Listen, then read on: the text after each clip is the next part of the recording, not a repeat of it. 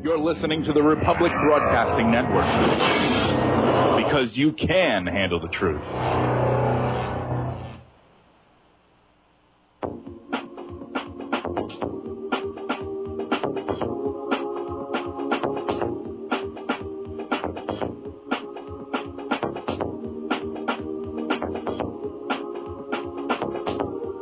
Welcome to the What Really Happened radio show. Putting America first, second, and third. Here is your host, Michael Rivero. And aloha, America. Welcome to our show today. It's Thursday, July 18th, 2013. Sure happy it's Thursday. Sure happy it's Thursday. Sure happy it's Thursday. We got a lot of stuff to talk about. It's a very, very busy news day today. The phone lines are open. 800-313-9443. 800-313-9443. Manny is sitting in our control room, twiddling the dials, managing the Truth Warp Drive, and ready to answer the phone when you call on in. Now, we are scheduled to have a guest in our third hour, Mike Nash, who is starting a business manufacturing these privacy cases. These are cases that you can slip your cell phone into that will cut them off from GPS and the cell phone tower if you're stopping by the adult bookstore on your way home from work some afternoon or some other such situation where you really don't think the government needs to know that you're doing that. And we're still trying to get a confirmation and a contact number before that. And if we don't talk with him today, we'll have him on next week sometime, because privacy products are really taking off.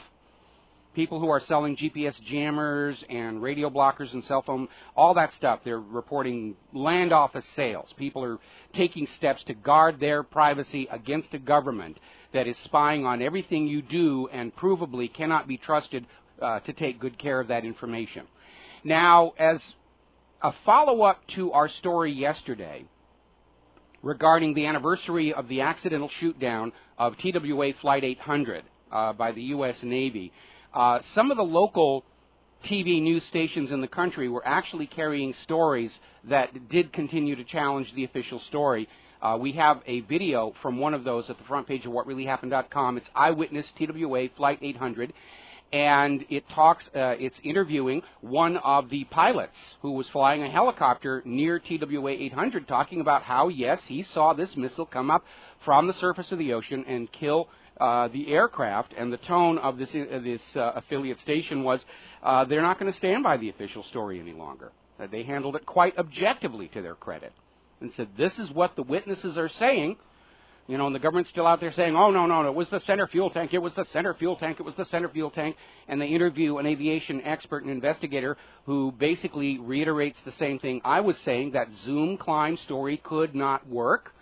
And the reason that he gave was very simple. If in a Zoom climb, an aircraft is trading its ground speed for altitude, and had the remains of TWA 800 Zoom climbed, the ground track of its skin paint radar, because the transponder quit working at the initiating event, that ground track speed would have slowed down, and the radar tracks of the remains of TWA 800 showed it maintained its forward velocity. And so the Zoom climb, for that reason as well as the magic wing box and longitudinal stability, is absolutely impossible. The government lied to you. Oh, what a shock, what a shock. In this post-Saddam's nuclear weapon era, the American people have come to accept the U.S. government lies to us about, well, pretty much everything, and it's no longer a shock or horror. How dare you accuse the U.S. government of lying to us? That presumption of truth and honesty on the part of the government is long gone. The burden of proof has shifted to the government. Used to be the old days, if you think the government is wrong, you must prove it. No, the government's got to prove that it's right to satisfy the American people. And more lies will not, in fact, reverse that trend. Now, getting on to the Trayvon Martin, George Zimmerman, the corporate media is still pounding this. Fox News has been interviewing the alternate jurors, the ones who didn't even decide the case, to say, yes, we agree with the verdict. And they're still pounding this as hard as they can. They're still trying to create this idea we're on the verge of nationwide race riots. The agent provocateurs are still out there. Maybe we're coming up on another weekend. They're going to try and stir up riots again. But so far, this has been a monumental fizzle. And more about how they're still trying to sell this idea of race riots to divide us after these words from our sponsor. And aloha, America. Welcome back to the show. And we've been commenting about how the corporate media is still out there trying to fan up this whole idea of race riots as a response to the George Zimmerman verdict. Fox News is now interviewing the alternate jurors and putting them on TV so they can say, yes, I agree with the verdict. And they're just pounding this thing as hard as they can. And a lot of other people are starting to call them on it, saying, you're trying to create this idea that we should be racially offended over this. And it was just a murder trial. You know, Hispanic guy shot a black guy. And horrible set of events led to this tragedy, and they've been pounding race, race, race. Remember, the Department of Justice was spending taxpayer dollars to encourage and support the protests against Zimmerman, you know, and they're screaming about, you know, burning Whitey on all their phony Twitter posts and everything like that.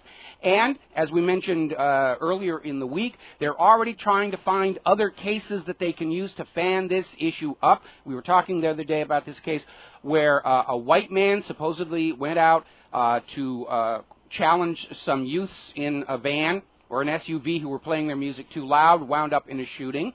Completely inappropriate response, no matter what your musical tastes are. And they're fanning that one up here. Now we've got this case here, the 76-year-old man in Milwaukee, John Henry Spooner, who accused the black youth living next door of breaking into his home and stealing shotguns, and that resulted in a shooting. And so, having failed to create mass riots with the Zimmerman case, the government and the media, they're scrambling for more evil white man shoots poor black child cases with which to fan the flames of race hate, to keep the American people from uniting together in the face of our one true common enemy, which is the government itself, and that private central bank issuing the public currency as a loan at interest. Now, the good news is, looking at the comments that are being put on the online websites reporting on these horrible murders, the American people have picked up on it. But this is classic divide and conquer. It's a repeat of what happened in the 1960s when white Americans and black Americans were united, hand in opposition to the war in Vietnam. And the FBI's COINTELPRO program undertook a deliberate campaign to split the white and black people, to get them afraid of each other, to get them angry with each other, to split them apart, so they were quarreling amongst themselves and left the Vietnam War agenda unmolested.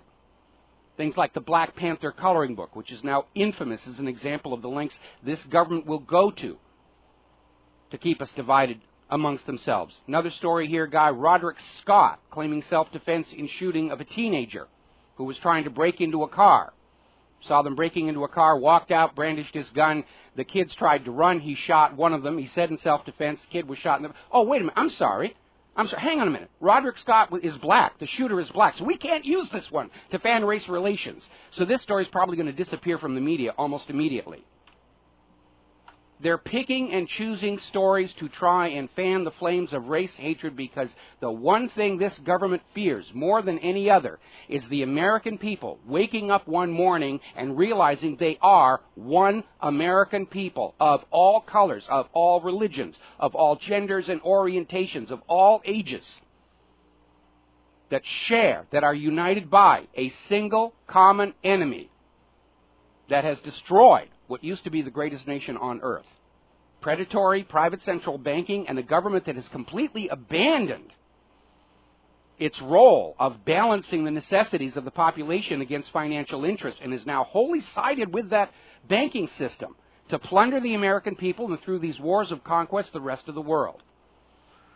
Now, over at Piers Morgan, he kind of got his comeuppance here. Larry Elder was being interviewed, and Piers Morgan was pushing racism, racism, racism.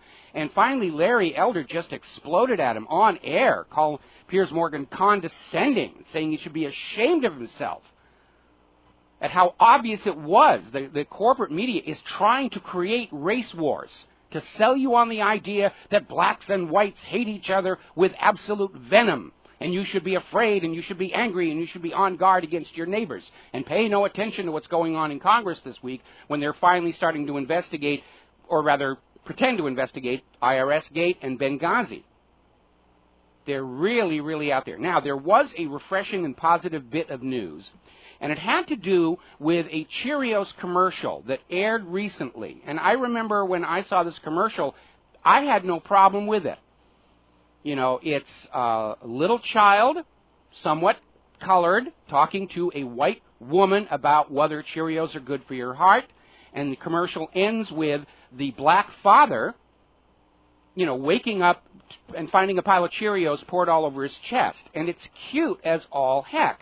And, of course, the hate mongerers and the race baiters are saying, oh, you're this interracial marriage, and they're foaming at the mouth here.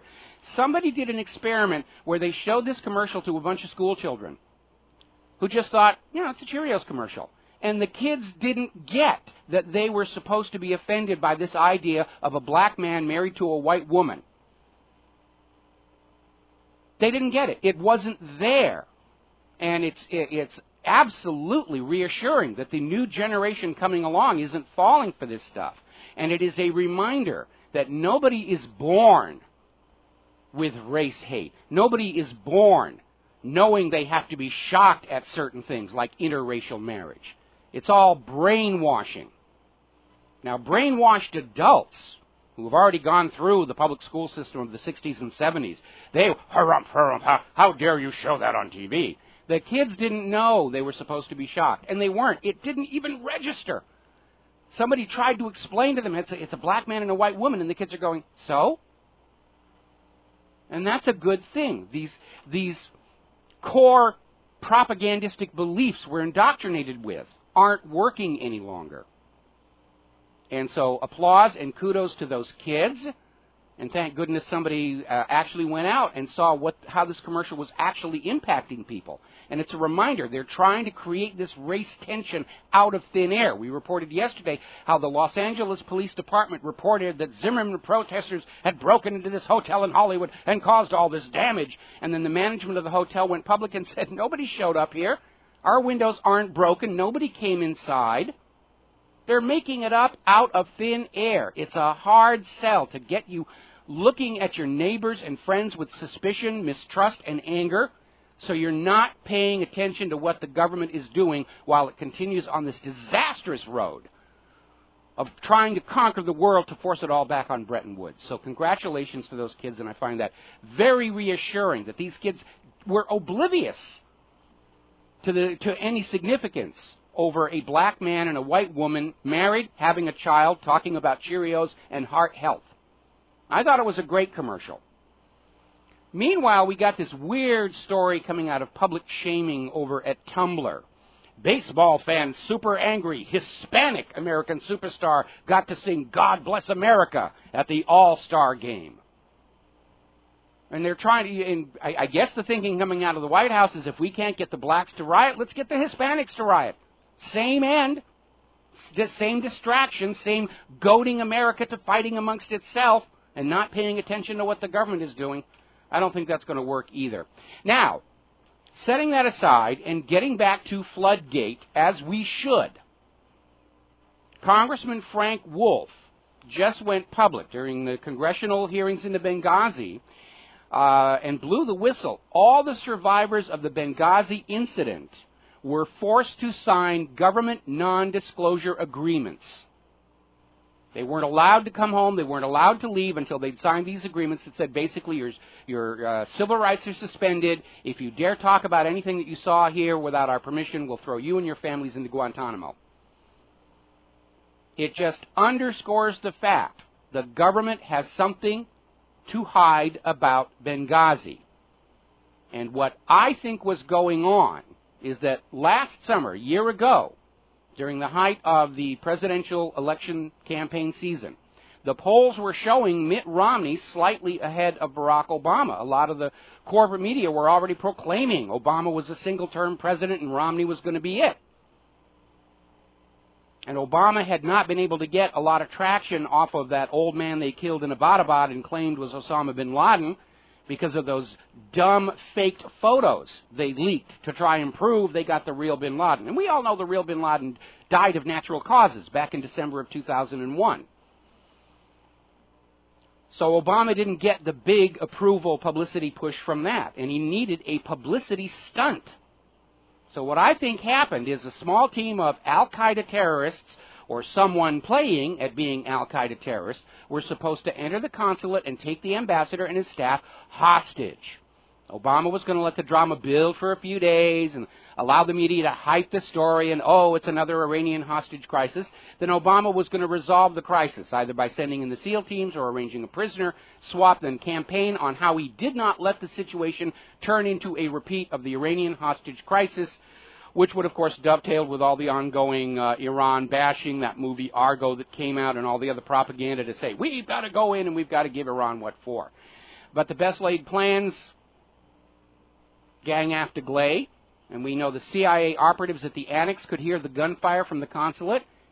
We know that some of the SEALs refused the order to stand down, and I think a crowd of regular Libyan people said, yeah, they're getting rid of the Americans, and joined in, and this carefully staged, managed, choreographed PR stunt turned into a wild, uncontrolled riot. The ambassador was killed.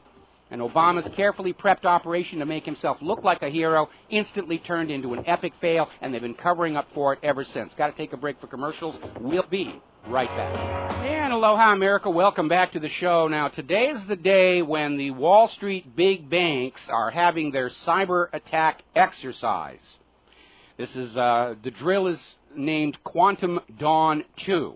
It's supposed to mimic a coordinated, large-scale assault on the financial industry's online sites and information systems. And, of course, we know that very often these drills become the launching platform for a real attack, or a real faked attack, false flag attack, with which to stir the masses up in anger against whoever gets blamed for all of this stuff. There was an ongoing FEMA drill in New York City the night before 9/11. That's why everybody was there, ready to go there. During the London 7/7 bombing, there was a drill going on at the exact same time that simulated the bombing of subway trains. Exact same trains, exact same time, exact same locations as the ongoing drill. And so we know many of these false flags are set up with a drill to make sure everybody's in place to do what they're supposed to do for the benefit of the news media that the government is properly handling this disaster. And then somewhere inside somebody gives the green light and says, take it live, take it real. We know that on 9/11, besides the FEMA presence in New York, there was an ongoing drill simulating hijacked aircraft flying over the United States, crashing into buildings. That's why you hear on the tape recordings of the air traffic controllers on 9/11, they keep asking, is this real or is this part of the drill? So they're having their little Quantum Dawn 2, and it's entirely possible at some point, maybe not today, but at some point, the U.S. government might intentionally take down the computers of the financial system and blame it on those evil Iranian, Russian, Syrian, whoever it is they want to attack, cyber terrorists there, and, you know, gee, we were just on the verge of fixing the economy and making it all better when those evil, dastardly cyber criminals wrecked it. Basically, we're dealing with a government and a financial system that is made up of people who have no personal honor, are unable and unwilling to accept responsibility for the consequences of their personally self-serving decisions and policies over the last couple of decades. They want to dump the blame on somebody else. It's not our fault the economy is now destroyed. We had nothing to do with it. Certainly that private central bank had nothing to do with it. It's all those evil cyber terrorists out there. And we know that's being planned out there. Meanwhile, Apple, Google, and Facebook are joining these civil liberties groups for NSA transparency. Now, what's going on here, of course, is all of these companies have suffered a tremendous loss of public trust and confidence when it came out that all of these major companies were tied in with this NSA spying on law-abiding American citizens. Complete violation of the Fourth Amendment to the Constitution. And now they're trying to save face by saying, well, yes, they made us do it, Mommy, and now we're joining on here. We've got to find out what's going on. So it's all public relations, but of course that necessity is now bringing these companies at least publicly, nominally, in line with the public outcry and outrage over this spying, which continues to grow as more and more people realize their most private, personal communications were under surveillance, were being listened to. I've talked to a lot of military people here on Oahu, and they're absolutely furious over the idea that phone calls they made from the war zones back to their loved ones at home were being listened to. And the really juicy sex talk was being handed around like free porn by the NSA people. which has nothing to do with crime and terror. Meanwhile, a reminder, the Department of Homeland Security is warning their own employees they should not read any of the leaked NSA information, even though it's now all over the Internet, it's all over the independent media, much of it is now in the corporate media. And the Department of Homeland Security is saying if you as an employee of DHS actually read any of this information, which is now out in the public, you could be charged for receiving classified data, which is complete nonsense. It doesn't matter if it's classified anymore. It's out there. Everybody knows it. What the Department of Homeland Security is really worried about is the fact their employees may stop thinking that they are the good guys. They may stop thinking that the government is right and all these critics are wrong. This information is causing a lot of people within the government to question the validity of the government they work for. And they're trying to stop that. They're trying to put up a little sort of modern Berlin Wall between government workers and the enraged American public, so the government workers can go on believing they're the good guys. We didn't do anything wrong. Yes, you did. You broke the rules. You broke that Bill of Rights, and it is a Bill of Rights. It's not a Bill of Suggestions. You, the government, do not have the right to arbitrarily ignore and set aside those rules. Because the contract is, we, the people, allow the government to run this nation for the benefit of this nation and we the people, only so long as the government plays by the rules. And when the government breaks those rules, and it has, it's no longer a legitimate government. They are now the bad guys, and they're terrified their own workers are starting to realize that. We're going to take a break for commercials. We'll be right back. America. Welcome back to the show here. Now, to defend this egregious violation of the Constitution, in all this NSA spying, PrismGate, all of these, almost 100 different programs, each tasked with watching a different aspect of your life. Huge flood of data coming in, and all of it unconstitutional. The U.S. government says, well, it was necessary ever since 9/11. 9/11 is the excuse for everything. 9/11, because of 9/11, we have to ignore the Constitution, and we've got to watch all you Americans. Which is weird, because I don't remember that any Americans were suspected of having anything to do with 9/11. The only people actually arrested near the World Trade Towers were those dancing Israelis who were cheering and high-fiving as it all came down. But in an article in Digital Journal, a CEO of a telecom has gone public saying that all of this illegal NSA spying began well before 9/11. And for those of us who've been paying attention, this is not news. We know all of this goes back at least to the 1980s and the Echelon program, where these 5 nations, including the United States and Great Britain and Australia and a couple of others, got together, and they set up this system in which each nation would spy on the communications of the other and then trade the information in order to technically not be in violation of privacy laws. Australia would spy on American communications and give that information to American intelligence agencies, and American intelligence agencies would spy on the Australians and then trade that information back to Australia so that both nations could say, we're not violating our privacy laws, we're not spying on our own people, we're spying on the other people. That's legal for us to do. And it was a dodge then, and it's a dodge now. But this has been building for a very, very long time. Do you think that an infrastructure that is able to watch every single thing that you do came into existence overnight? They have been building this for years. They tried to actually sell it to America a while back. They were talking about total information awareness. This will be a good thing. It'll keep you safe. And the public outcry was just immense. And they stopped talking about total information awareness publicly. Then we found out about the fusion centers and MIAC and all these other vast data collection analysis facilities. And you know what's really weird? None of it's reliable. It's become another complex. It's a part of the security industrial complex. Vast sums of money and political influence to keep it going. And none of it's reliable. What does PRISM do to spy on you? They go out to your Facebook page. We all know people exaggerate on Facebook. They brag about themselves, especially if they're trying to find a hot date for Friday night. It's not a reliable source of accurate intelligence. And they have built this entire surveillance system on the idea that everything being tweeted, texted, called, emailed by the American people is 100% accurate.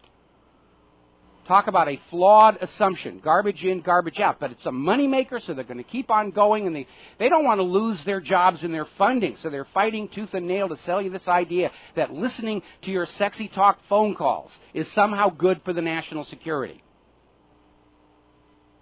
And remember, there have been numerous instances where government people with access to this information copy it off for their own private use. Insider trading. Oh, Joe Blow over here is coming out with a new product next week. I got to rush off and buy stock in his company. That's insider trading. That's a crime. We've talked about the scandal up at the Seattle Asia-Pacific Economic Conference, in which U.S. government intelligence agencies paid with your tax dollars were stealing business secrets from conference attendees to give to political cronies. That's not law enforcement. It's not anti-terror. It's not even legal. And it did happen. We're going to grab a phone call here. Peter in Los Angeles. Aloha, Peter. Welcome to the show. What's on your mind? Hey, Michael. I just wanted to point a couple things out here.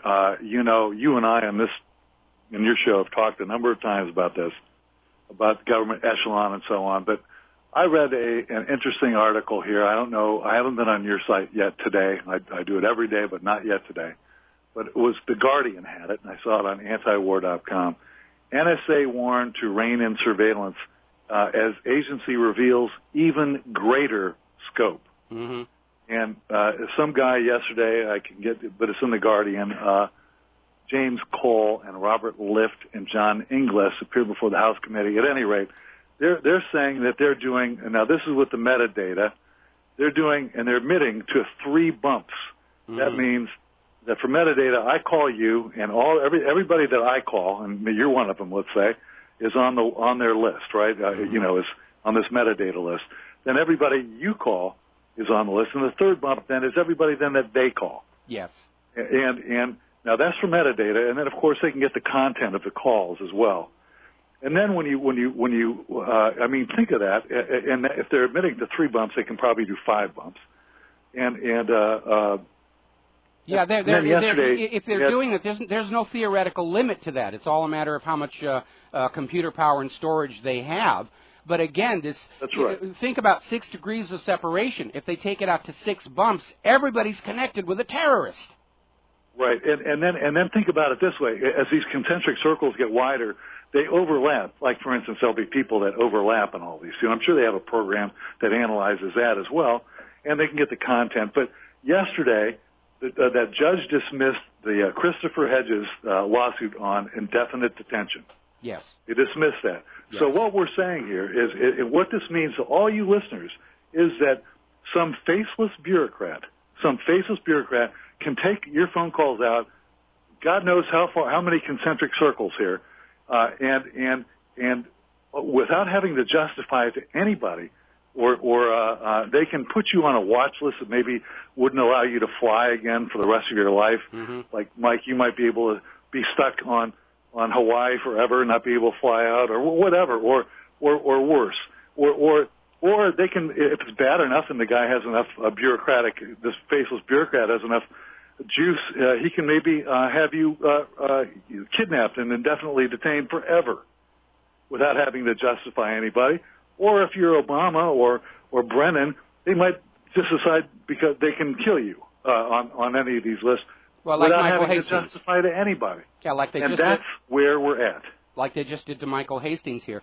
It's true, and the problem with the no-fly list is once you're on it, there is no actual process to get your name off there. In fact, we were going to talk about this story where an immigration officer in Great Britain, while his wife went to visit her family in Pakistan, he put her name on the no-fly list, and she's been stuck in Pakistan for 3 years now, which, you know, is a great way to get rid of a nagging wife, but it underscores the fact that you can wind up on this list for virtually no wrongdoing on your part at all.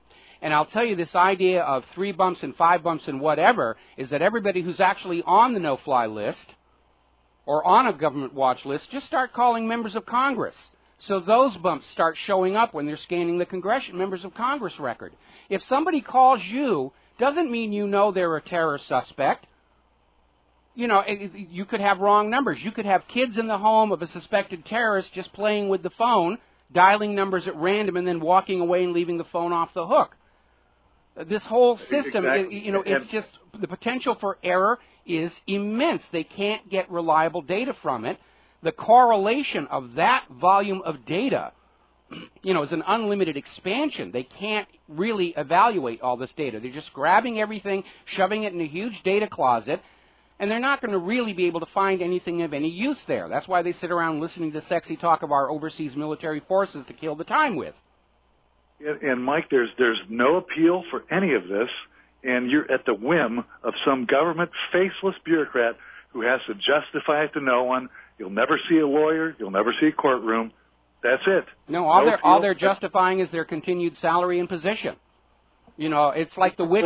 Secret laws. It's like the witch hunters of medieval Europe. In order to continue the pay and the profits and the power, they had to find witches, and a lot of people were tortured and burned to death at the stake. And we know there really were not witches. They weren't riding over the rooftops on a broom. They weren't turning themselves into cats. It was all a huge money-making fraud. And we're seeing exactly the same thing again here in the United States of America. Everybody's a terror suspect.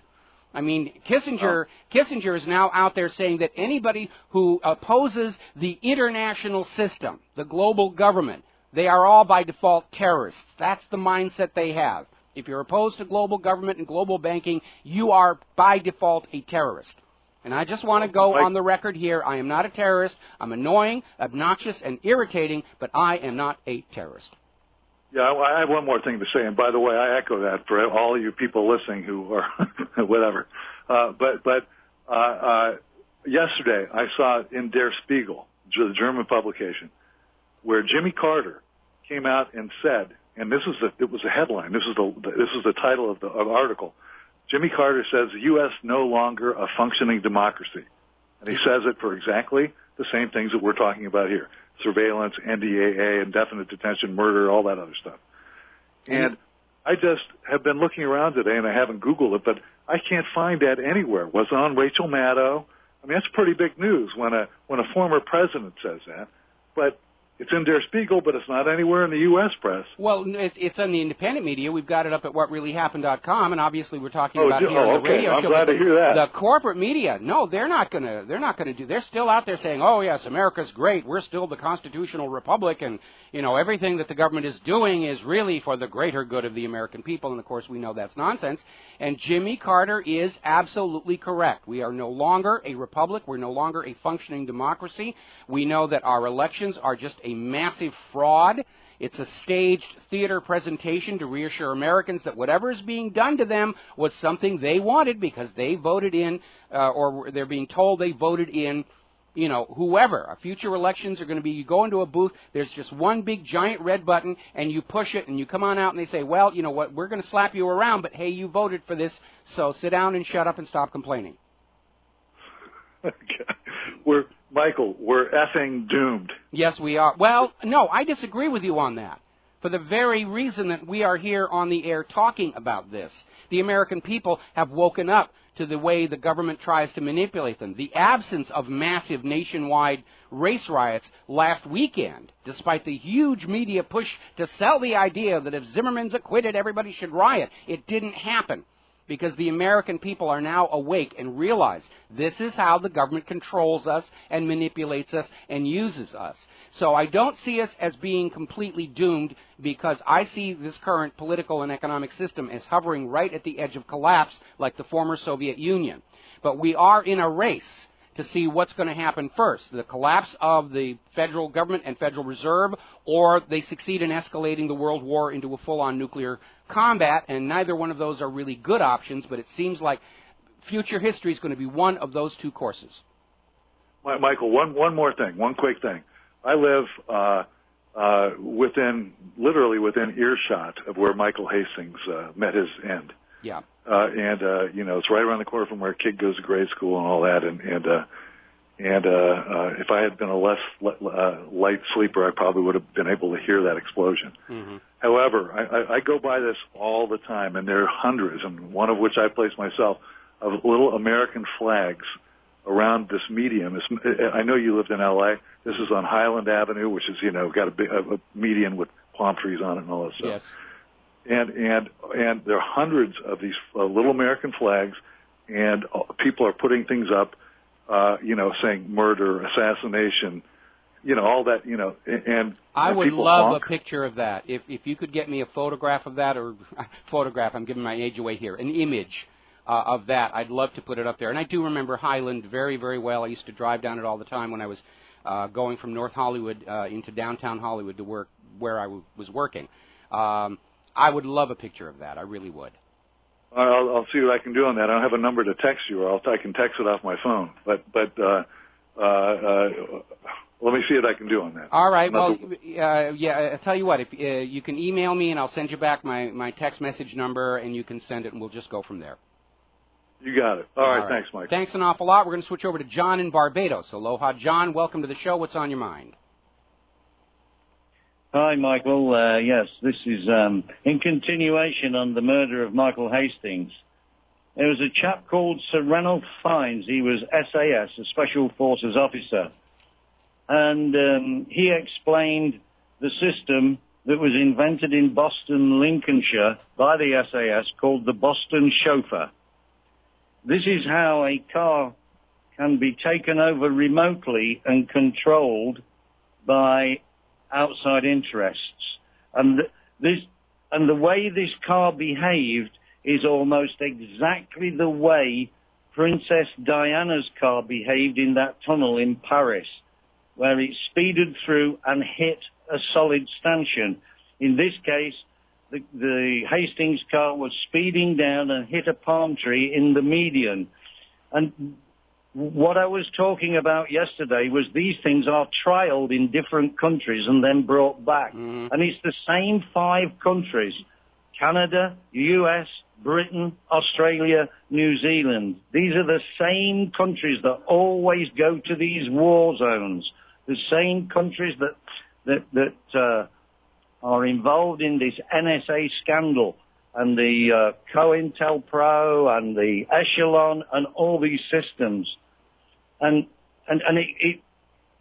what really is the point is that Michael's body was cremated. Why? Yes. Was that because maybe residues of explosives would be found in his flesh if a proper forensic autopsy. Residues and shrapnel. I mean, don't forget when we saw the photos of the wreck site, the authorities had draped tarps over the front of the car. Now, normally in a really ugly, violent accident, they'll drape tarps over the windows so people can't look inside and see the horribly mangled body. But in this case, the windows were wide open and the tarps were all over that front of the car, which tells us they were hiding something about what happened to the front of the car. Now, I forget the vintage of the car that Princess Diana died in. Mercedes. No, I meant the year. I meant the year. Now, we know that for all the new modern computerized cars that have Wi-Fi and Bluetooth and cell phone connections already built in, these students up at the University of Washington confirmed control of the car can be taken over. I question whether the steering can be overridden because there's still a direct mechanical link between the steering wheel and the wheels in case power boost or whatever fails. But you could certainly override brake input, accelerator input, transmission input in order to try and fake an accident. But all of this has to be built in.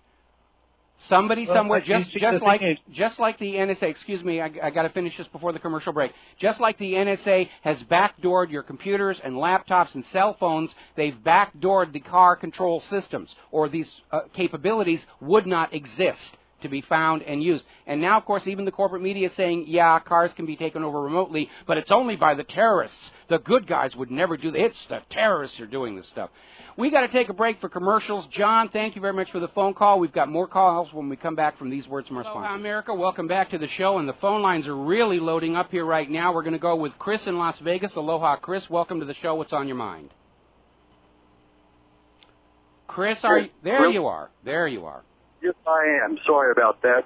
This militant guerrilla tactic of hiding the truth from the people, obstructing the doctrine of plain view, which affords the people the sterilizing light of sunshine by placing their eyes on these events to determine what actually happened, as opposed to government's propagandistic version is becoming to be a modus operandi of repetitive tactics employed in multiple events, like the Hastings event you spoke of, and Sandy Hook, which they boarded up all the windows to the school to prevent people from actually observing it or what happened inside.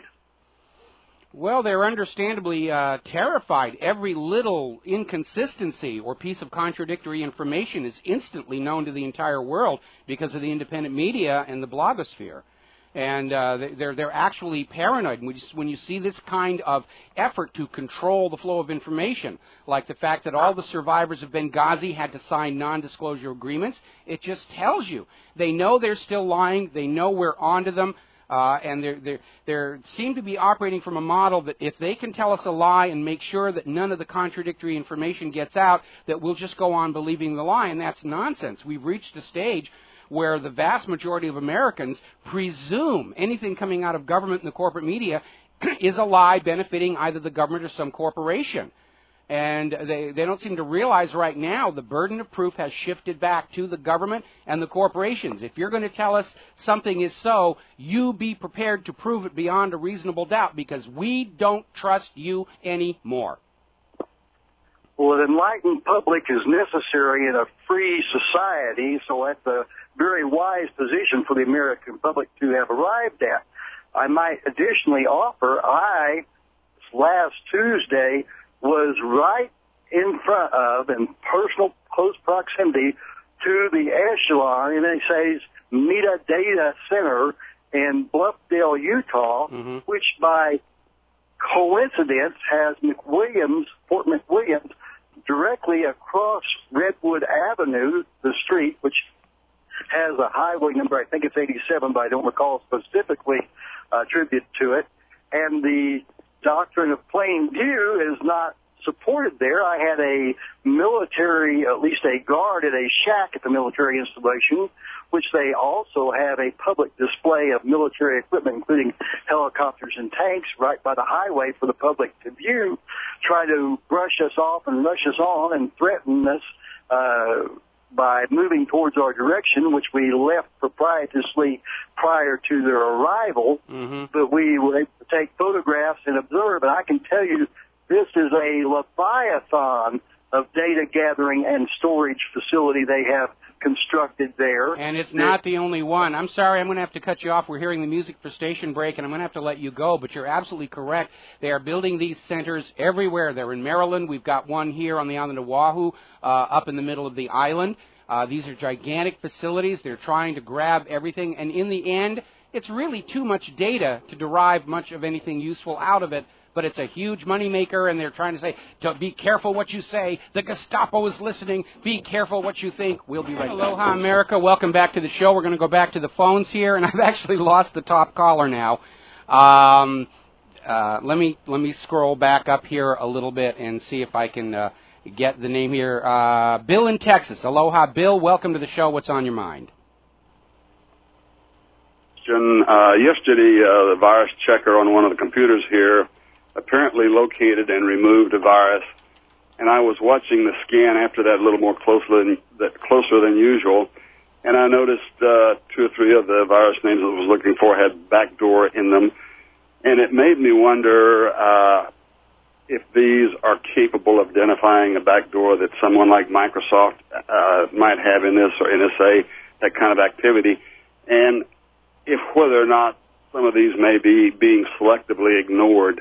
What do you think about that? I think there's no question about that. I've noticed that, well, first of all, let's go back to when the FBI was launching their project Magic Lantern, which was government-created malware to be infiltrated into computers to allow the government to spy on individuals of interest.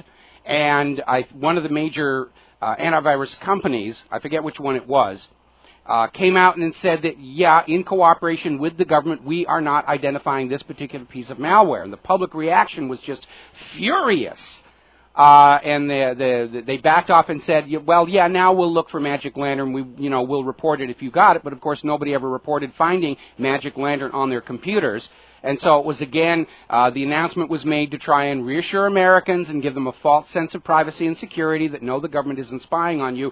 But given the extent to which the NSA has backdoored and infiltrated everything, 3/4 of the smartphones, at least, if not all of the Windows operating systems since NT, tablets, smartphones, all of that stuff, I don't think there's any question that the antivirus companies have been compromised and told, you will either go along with protecting our government malware, or you're going to wind up with IRS audits up the yin-yang. We know the NSA compromises security companies. There was a huge scandal years ago when we talk about codes and cryptography. There was a company in Europe called Crypto AG that was manufacturing a modern, updated version of the Enigma, the German Enigma machine, and then eventually they went all electronic, and there was a huge scandal where the NSA went and bribed the CEO of this company to make sure that there was a back door built into the encryption, and it came to light when people who were using Crypto AG's products all of a sudden started finding their business secrets showing up in government reports. And so this is the way the government, does operate. Yes, we presume there's malware, spyware out there, and the professional corporate-provided antivirus software is not going to detect it. For some of it, there are private individuals who are creating tools to find these things. I was trying to go around the other day looking regarding the Finfisher malware, which was used to target protesters in Bahrain and loot their computers for benefit of the Bahraini government. And there doesn't seem to be a whole heck of a lot of information on how to find and remove that one from your computers. So I don't think there's any question at all that government-used malware is being kept off the screen of these antivirus products. These antivirus products, many of them actually create more security holes than they solve. And it's a big business, but what they're selling isn't really security. It's selling the illusion and belief in security and privacy. And it may not be so. Probably at this stage of the game, you should presume all of this off-the-shelf stuff has been compromised. Wow, that's amazing. I wish that were on the front pages every day. Well, the only way thank you for the call. We're going to let you go here. The only way to absolutely have a secure computer is get an older laptop that doesn't have Wi-Fi, is not plugged into the Ethernet, and that is the only system that you can use with a degree of security that you are not being spied on. We're going to be right back. Aloha, America. Welcome back to the show. We're going to go back to the phones here. Actually, before we go back to the phones here, I just saw a headline on Fox News where the key witness in a mob trial has been found dead, and they're already out there saying no visible trauma to the body. Really, don't even think that he may have been bumped off to protect organized crime here. And how long have we been waiting for the autopsy results on Yasser Arafat and whether he was executed with polonium-210 here? We're going to go back to the phones now. Kathleen in Texas. Aloha, Kathleen. Welcome to the show. What's on your mind? I just want you to know I just love you and Claire and lots of your callers, especially Chris. He's a great one. But anyway, I hesitate. Several callers back, you were talking about Jimmy Carter and what had appeared in Der Spiegel, but and that you have it on your website. I'm not a computer person. I listen by telephone. But anyway, I hesitate to say this against Jimmy Carter because I bear in mind the words of Jesus, let ye who have not sinned cast the first stone. So, but I do have a good memory, and I do think it's important to remind people that the last thing he did before he left office, and this is his contribution against democracy, he had lost, and it was just a month or two before he left office. He reinstituted the registration for the draft. And after all those years of all the anti-war people's efforts to get that repealed, the draft and the registration, knowing that it was a invasive program. And so I would he would have more credibility with me if he would remind people of his contributions against democracy. So I just thought I'd put that in, and I hope I don't too judgmental. And also, the way I ethically listen to you is whenever you are blasphemous, I make the sign of the cross, and I thank God for his divine mercy, because I do not want to be in heaven without you. Well, I appreciate that. I appreciate the sentiment a very, very great deal. I think back to that comment about how dogs don't go to heaven, and if dogs don't go to heaven, I want to go where the dogs go, to be very honest. And don't. I think dogs go to heaven. I really don't want to get into that debate. I was trying to make a little bit of a joke here. I know you were. All right. Thank you very much for the phone call, Kathleen. We're going to let you go here. Kind of interesting, that thing about how, as Kathleen mentioned, let he who is without sin cast the first stone, which is a good segue into this story where Senator Lindsey Graham was out there calling for the U.S. to boycott the upcoming Winter Olympics in Russia over the Edward Snowden affair. And he's out there talking about, the rule of law and we've got to just make sure that Russia's playing by the rules. And that's a heck of a thing for him to be saying, given that this entire Snowden affair rests on the U.S. government's clear violation of the Constitution and international law regarding this massive NSA spying. And in the hearings before Congress today, the NSA has already admitted the spy program is even wider and more invasive than we have come to understand in recent weeks. They're saying, yeah, it's a lot bigger. It's more intrusive. We're grabbing everything here. Now, Graham is just throwing a tantrum and is willing to ruin the aspirations and hopes of all those young American Olympians who have spent their entire lives training for the Olympics, merely to vent his spleen. Now, the idea behind the Olympics, both in the ancient Olympics and the modern Olympics, is that for this one international event, politics are put on hold, and the world comes together to celebrate athletic excellence in our young people. In ancient Greece, when it was time for the Olympics, the wars would stop. They'd put down the swords, shields, spears, they'd gather together, they'd have a big party, they'd have the Olympics, and then they'd go back to their wars. And that's the whole idea. For this one thing, we put down all this politics. And Lindsey wanted to toss that so he could give Russia the finger. And you need to remember, the U.S. tried this stunt once before. They boycotted the Summer Olympics in Russia in 1980. And world opinion turned very much against the United States as a result, because of how all these innocent young Olympians who were not part of the political process, had nothing to do with it, were punished by being told, you may not go to the Olympics for which you've spent your life training. And probably because of this, already this suggestion by Lindsey Graham is a non-starter. The White House, House Speaker John Boehner, the U.S. Olympic Committee have just come back and said, you are out of your mind. And Boehner has indicated this is not even going to get started in the House of Representatives. And so Lindsey is now out there screaming, Russia's up to no good all over the planet. Like the U.S. isn't? Who's starting all the wars? Who's trying to drag the world back to Bretton Woods? Who's trying to force the entire world back onto the petrodollar deal? It's not Russia. It's the U.S. making war. Russia's making deals, and they're succeeding. They're going into all these places that have been destroyed by U.S. invasions to preserve private central banking, and they're making deals. By the way, we're talking about this recent Russian war game, one of the largest they've ever held, in conjunction with China, and Russia finally basically revealed what the scenario was. Now, anytime you have a war game, you are basically simulating a particular cause, a series of events. The scenario. We are drilling against X, and the Russian government has now admitted the purpose of this recent war games was how Russia and China would respond to a simulated attack by the United States of America. They know what is coming. Putin had to know it was coming the day he took control of Russia's central bank to turn their public currency back into a public utility.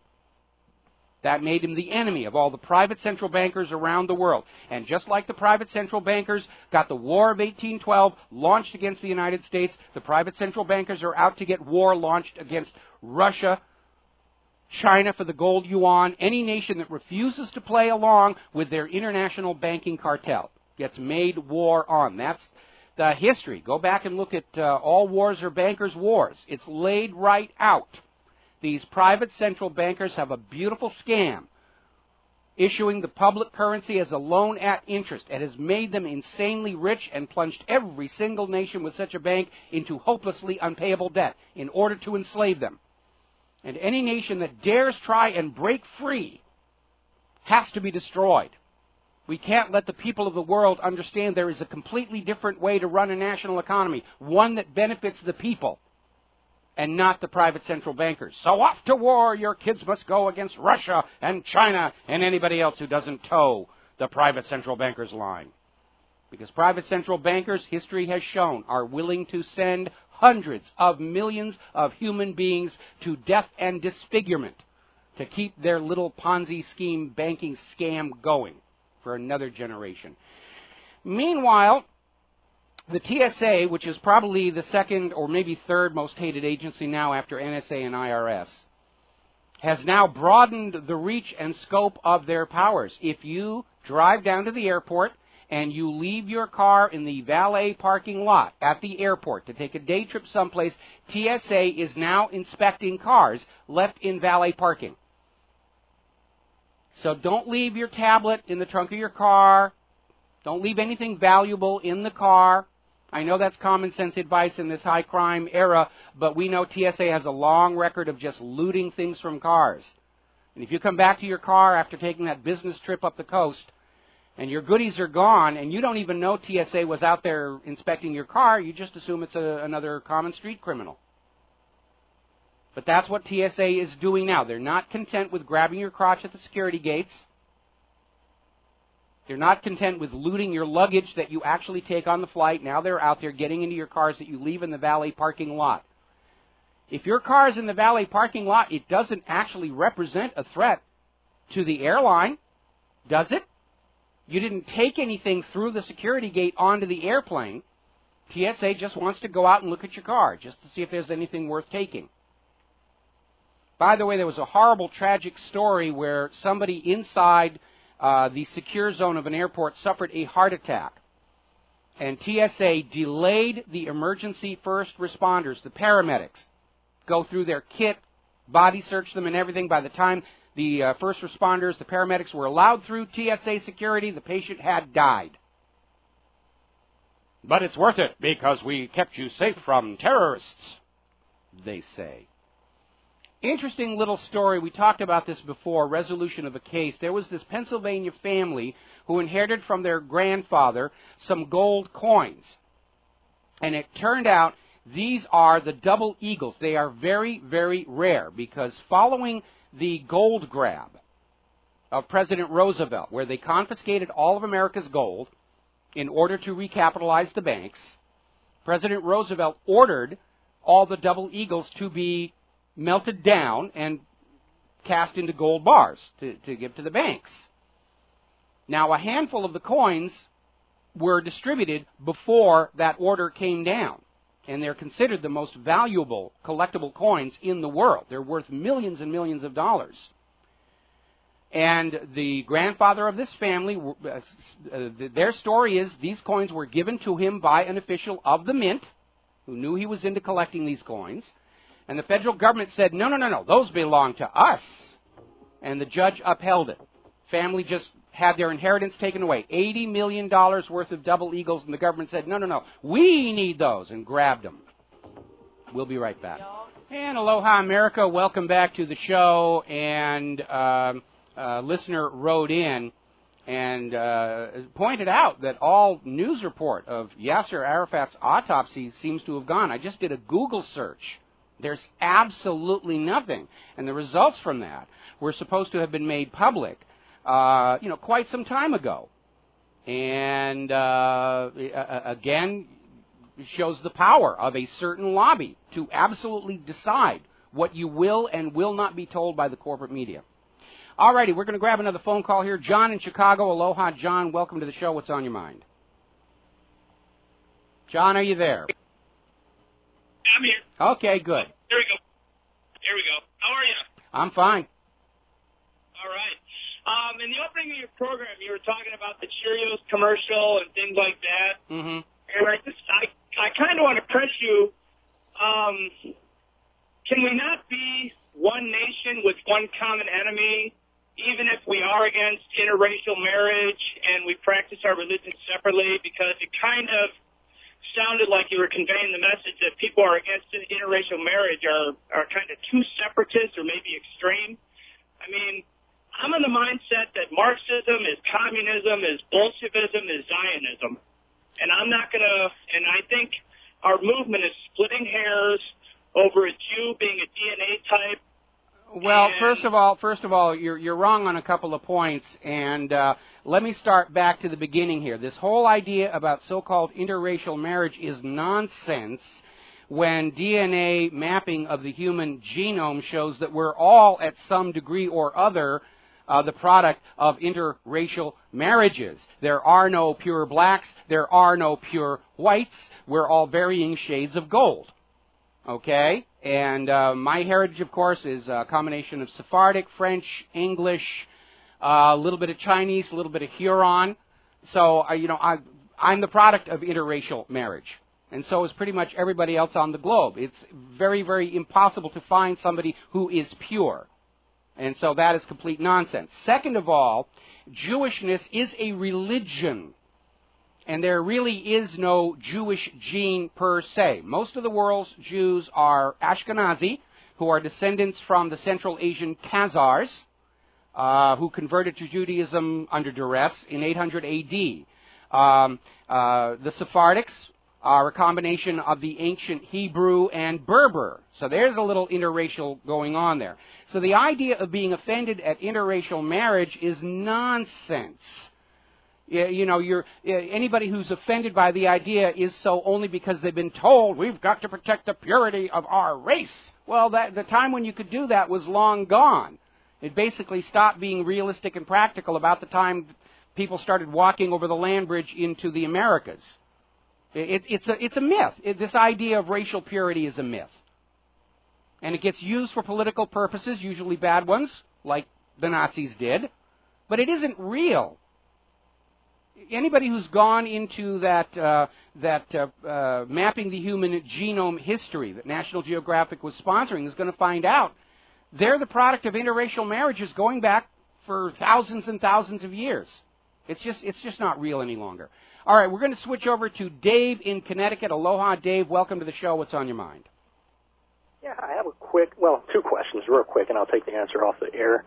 First question is, where do you see the country headed, say, a year, maybe 2 years from now? Is it economic collapse or a war? And number two, what does that mean for the average middle class or lower class American? I'll take the answer off the air. Love your show. All right, well, thank you very much. The response to your first question is, I don't know. We're literally in a race to see whether this Federal Reserve, federal government system collapses the way the Soviet Union did, or if they succeed in obfuscating the problems with the government and the economy by succeeding in escalating this already World War III into a full-on global, potentially nuclear conflict. And I don't know. Of the two, I prefer a collapse of the bankers to the sacrificing of 1 billion human beings to try and perpetuate a system which clearly is corrupted and does not serve ordinary people. As far as what is going to happen to ordinary Americans, that is going to depend on the degree to which they understand a crisis is coming and are preparing to deal with it. And I know we've seen a lot of ridiculing of preppers who are putting away a little extra food, but that ridicule is starting to wear off. My wife and I were at Sam's Club the other day. They're selling these giant plastic bins, with 300 freeze-dried meals in them to buy and stick in your garage. And they're selling more of those than they are of the American flags last July 4th. And so you need to be prepared to survive the collapse of this system. You need to already be thinking in terms of independence. We have all been raised to be dependent on big banks for our currency, big agriculture for our food, privately owned corporations for our water, and you need to be preparing now to operate without those dependent institutions. That's what independence means. And the more prepared you are, the less the coming crisis will impact you and your family. We'll be right back. Aloha, America. Welcome back to the show. And I'm getting email about this issue of racial purity and interracial marriage. And I want to make a couple of comments about that. And it's also in response to that phone call that we had here. This idea of racial purity is actually anti-evolution, because evolution is advanced the more we intermix, and the greater opportunity for favorable genes to intermingle and produce somebody who's going to be, hopefully, an improvement over what we have now.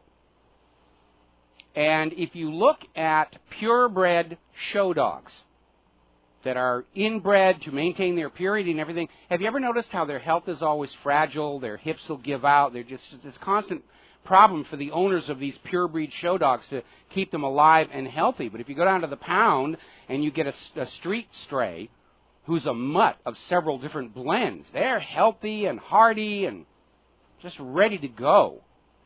And so this idea of maintaining racial purity, it's unhealthy, it's anti-evolution.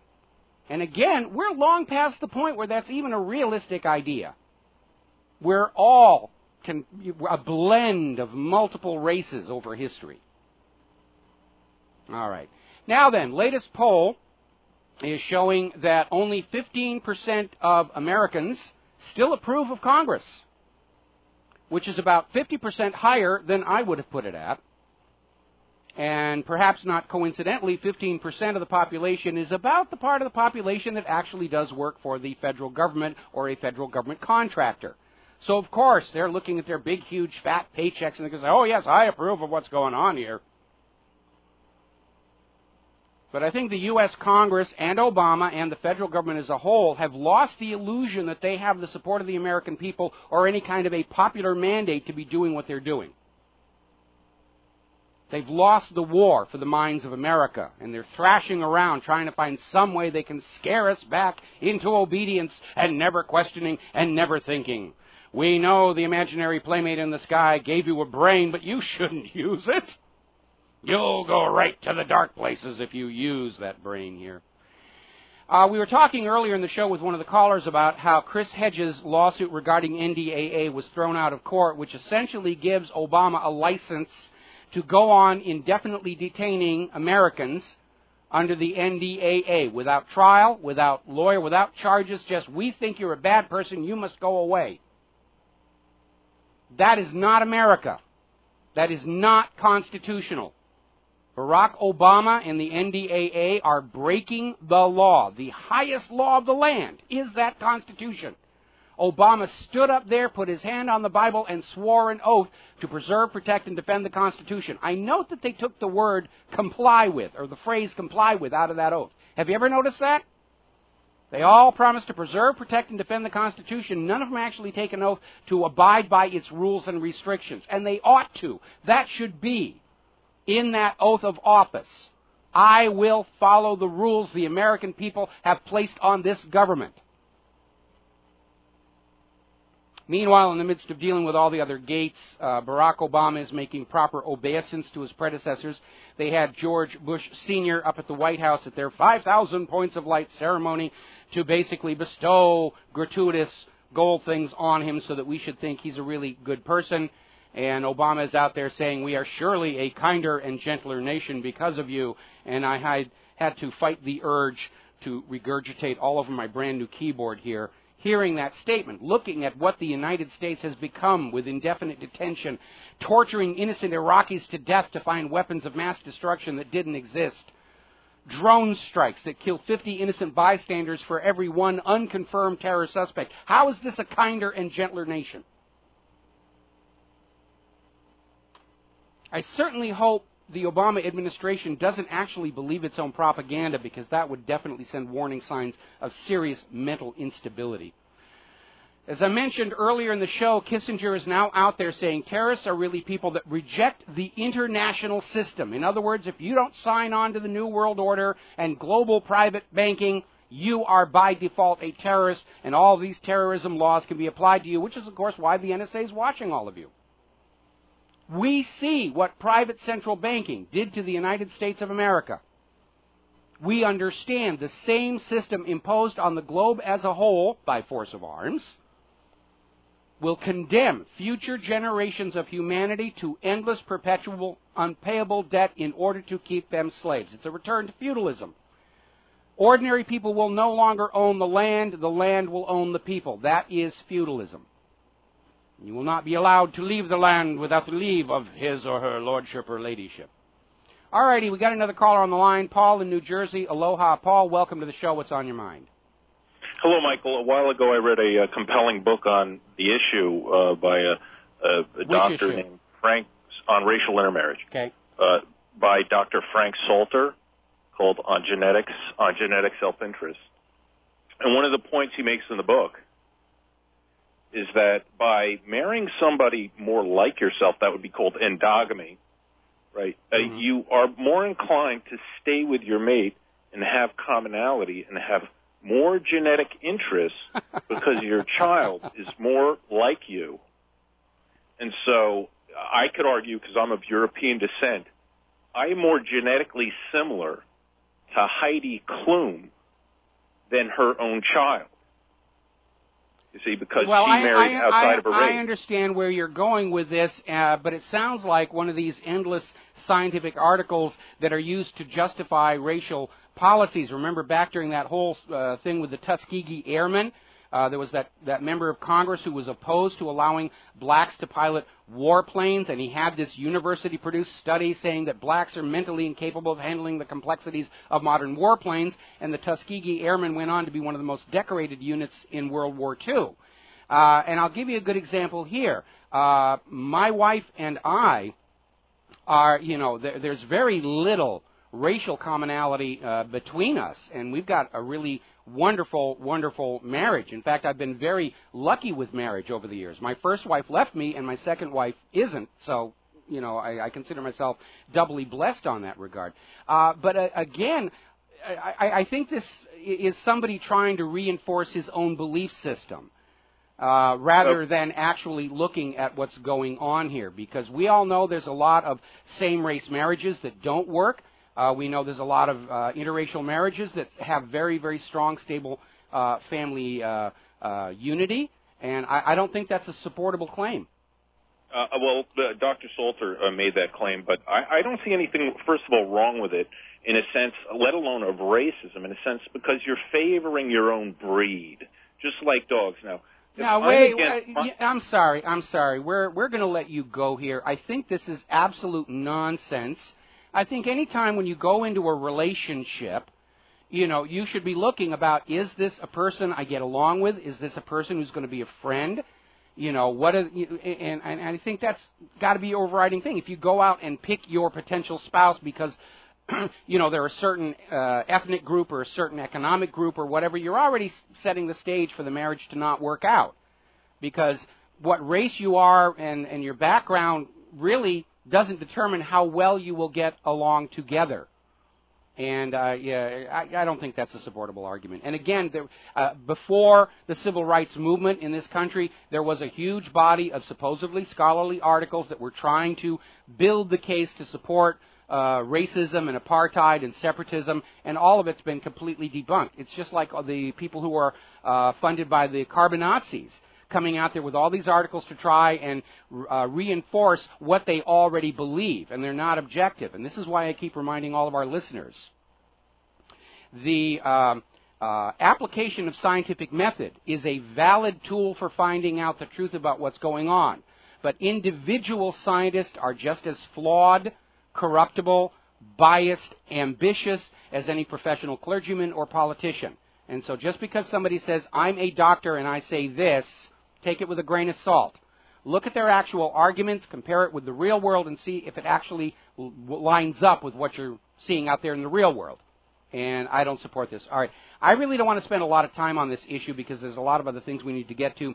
We're going to go back to Terry in Texas. Aloha, Terry. Welcome to the show. What's on your mind?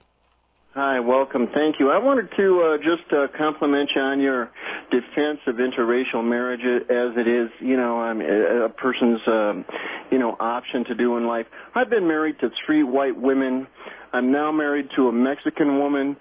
I'm a white guy. Mm-hmm. And all of the other 3 have been taught by the American system to just divorce and take a guy's money. The Mexican culture has a 0% divorce rate. Look it up. 0.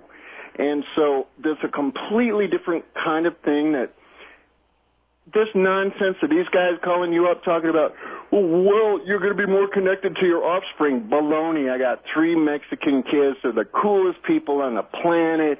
It's just nonsense, and people need to knock that stuff off. They absolutely do. Or they will after they've been divorced from their white partner for what, 3 Well, again, 3 times? I don't want to get into saying, groups of, I understand. and I'm what sorry. you're dealing I don't with. want to go there either. What you're dealing with here isn't the fact that your wives were white, is that they were buying into a lot of this nonsense coming out of the 90s militant feminism, who were selling that as a path to empowerment. I mean, we had, I'm forgetting that famous movie star who used to say, I'm a great little housekeeper. Every time I get a divorce, I keep the house. And it was a joke, but that was kind of the model where men were being reduced to cash objects. And women were screaming, we don't want to be sex objects, and that's all well and good. But at the same time, the militant feminist movement of the 1990s was trying to reduce men to cash objects. We're just here to be a walking wallet, and that was no more legitimate and valid than objectifying women as sex objects. But that was the politics of the day. And my first wife also bought into it. When our marriage started getting into trouble, I'd come home from work, and she'd been watching all these talk shows all day long, and I'd be hit with, all men are there, potential abusers. I don't want to have a child. You're just going to wind up molesting it. Just all this incredibly insane hate-mongering. But again, I think we've reached a stage where the American people understand and recognize hate and fear-mongering when they see it. If you go to like a preschool where there are white kids and black kids and Mexican kids and Chinese kids and stuff, they're all playing together. They don't have an instinct to be separate from each other. It's something that has to be taught. Just like they had in that song from South Pacific, you've got to be carefully taught. You've got to be taught to hate and fear all the people that your relatives hate. And it was absolutely bang spot on. This is conditioned, learned brainwashing and propagandizing to support political agendas. It is not instinctive, in this day and age. And the idea that is there a trace of xenophobia in our makeup? Yeah, there is, but it's kind of been subordinated, because of the civilization process of the last several thousand years. And again, there is no such thing. In this day and age, there is no more such thing as a pure white person or a pure black person. We're all the result of interracial marriages for thousands and thousands of years. And it's nonsense to try and say this should be an issue of discussion. We need to move on, and I'm going to let you go, Terry. Thank you very much. We're going to move on because we've got some other things that we need to be talking about here.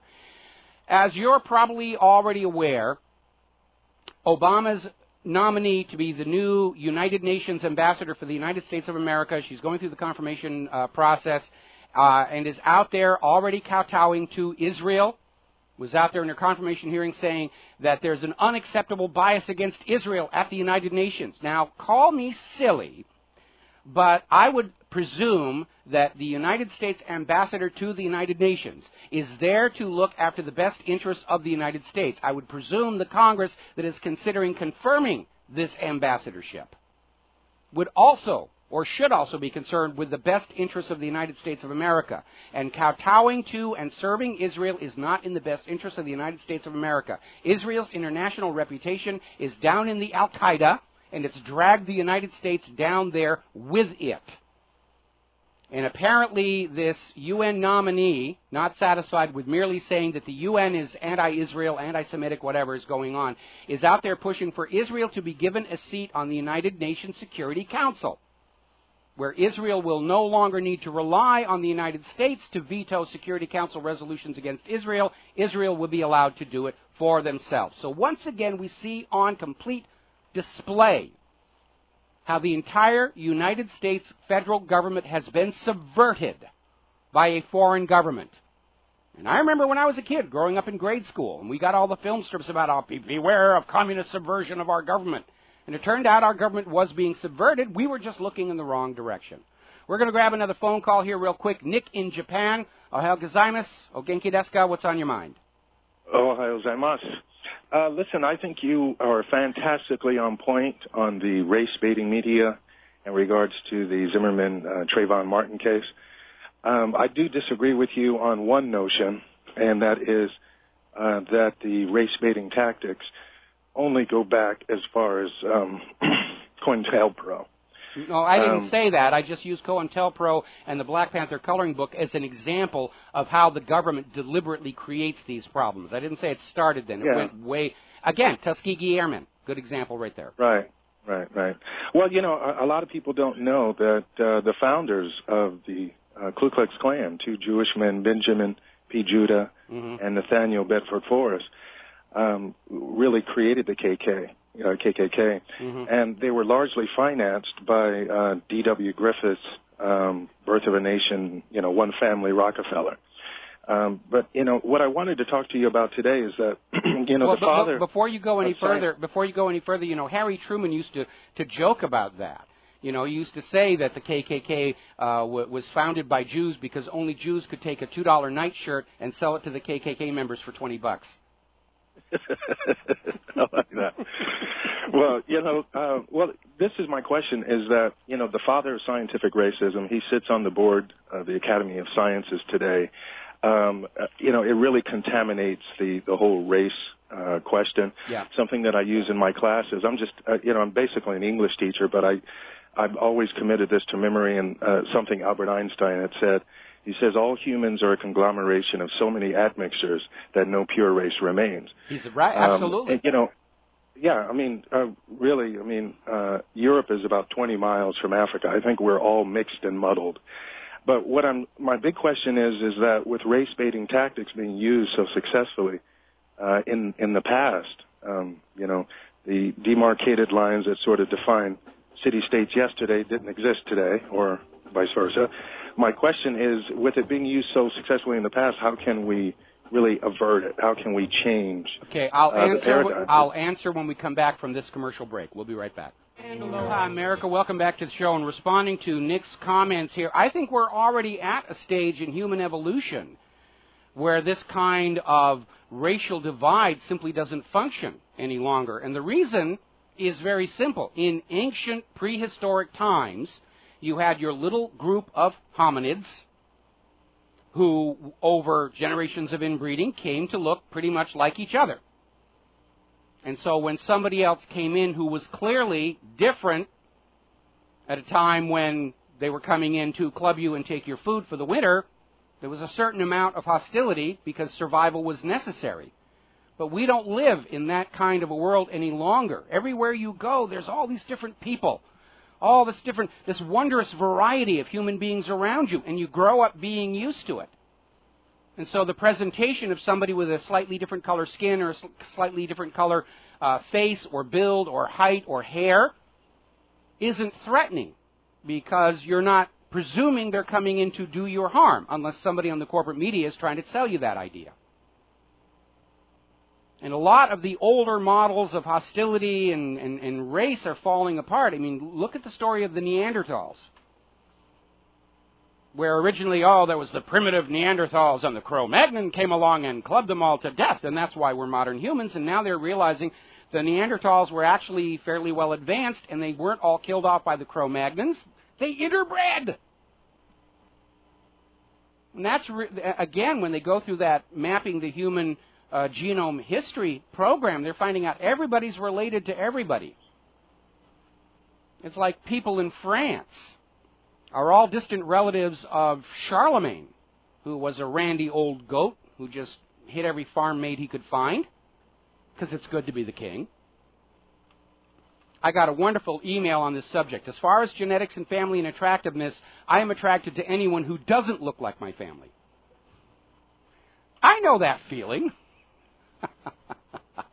Anyway, we've got another caller, Ethan in Arizona. Aloha, Ethan. Welcome to the show. What's on your mind? I would take issue with the guy on Bedford Forest. Nathan Bedford Forrest wasn't Jewish. He's the founder of the original Ku Klux Klan, which he disbanded shortly before his death.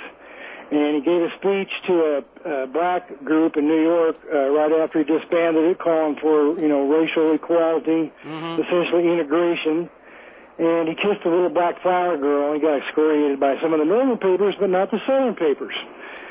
So, okay. And also, if he'd made command of the Confederate armies instead of the engineering officer Robert E. Lee, would probably be the CSA today, not the USA. Well, again, had Russia not come to the aid of Abraham Lincoln and held the European countries in check because they actually planned to invade the U.S. to aid the Confederacy, we would have been the CSA today as well. So it's a complex history. Going to let you go here, Ethan. We're coming up on the top of the hour. And Dan is now sitting in our control room twiddling the dials. We're waiting to connect with Mike Nash, talking about privacy case, privacy issue. So we're going to be taking a break here for station identification. And when we come back, we're going to spend the rest of the show talking about privacy, talking about some of the false flag propaganda being put out, the jamming, a lot of jamming going out there, trying to delay what's going on with the growing awareness of the American people. We'll be right back.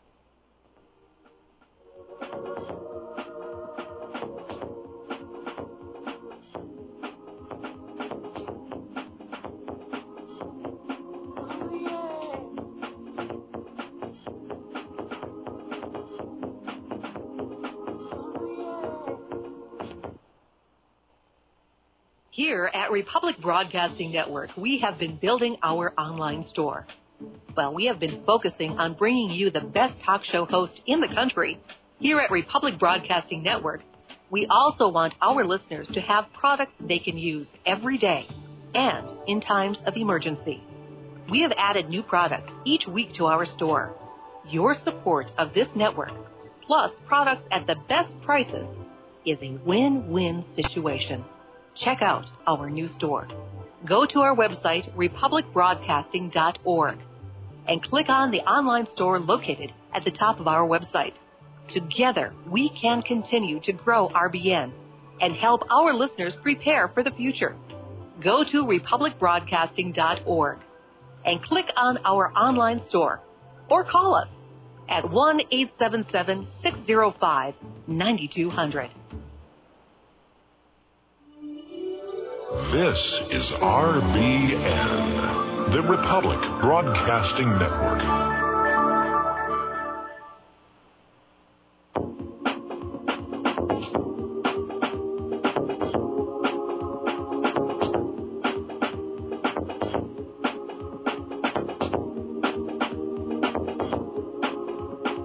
Welcome to the What Really Happened radio show. Because World War III is a really bad idea. Here is your host, Michael Rivero. And aloha, America. Welcome back to the show. And joining us on the air right now is Mike Nash from PrivacyCase.com. And Mike, thank you for spending some time with us today. The reason I wanted to have you on the show is you sent me one of your cases a little while ago. And the timing is perfect because Americans are now well aware that this government is spying on us, watching everything we do. Americans are offended by it, especially those Americans, the vast majority of which understand they're not engaged in criminal activity. They're not doing anything wrong or suspicious. The government has no business looking into our private lives and where we go. And, I'm on a diet and I stop at the donut shop on the way home and I don't want anybody to know about it. And so you sent me this case here, and I did test it. I put my iPhone 4 into this case, and the first thing I noticed, it's a very sturdy case. If you're keeping your phone in it, it's not going to get crushed. It's not going to get broken. It's very sturdy and durable. There's waterproofing around the outside. And I did test it with the phone inside there. It was completely off the cellular network. When I called it from another phone, immediately went to voicemail. It blocks the GPS and all of that stuff. Now, I understand you don't actually have these for sale yet. You're looking for funding to get your company off the ground. And I think right now there's a huge potential market out there for any kind of privacy products. So what's the latest update on what you're trying to do? Okay. I I appreciate you taking the time to have me on today. One of the first things that we've done, we have raised some money to get some production tooling in. Right now they cost way too much for me to actually produce them and try to sell them to somebody. I wouldn't charge somebody what they're costing me to produce them. So we do have some available right now. If somebody were to go today to privacykcase.com and place an order, we have a few hundred of each size available. I'll actually give anybody that's listening a 10% discount if they enter WRH. What really happens? WRH is a discount code. You can get them. They do block everything. They're designed to take your phone completely off the grid. It blocks cellular frequencies, wireless frequencies, GPS frequencies. You can't be tracked in real time. You can't be monitored in real time. Nobody can use your device against you while your phone is inside the case. One of the things that I've noticed as I've talked to people over the last 4 years that I've worked on this is people don't really understand what's at risk by taking a lackadaisical approach to this. Everybody's like, well, I'm not doing anything wrong, so I don't have anything to worry about. What you need to understand is that you are being watched, and everything you do is being recorded. That information is being stored, and profiles about you are being created. History's taught us that you don't have to have done anything wrong for this to negatively impact your life. Political tides can shift, and what was considered, normal and common yesterday can suddenly become unacceptable, or you could fall under the suspicion of someone by mistake or even for personal political gain, like we've heard about the IRS going after Tea Party groups. Once they have the data, there's not a whole lot you're going to be able to say that if they say you did something and they have a mountain of evidence to prove that you did it, whether that evidence is real or manufactured, you're not going to be able to win. They're going to have everything. So all of your political conversations that you're having, anytime you're, having any sort of conversations that could in retrospect be used to paint you in a light of other than a good, upstanding citizen, your phone either needs to be in a case or it needs to be somewhere other than inside your house. You have to remember that I believe it's 30 feet is a Bluetooth sensitivity.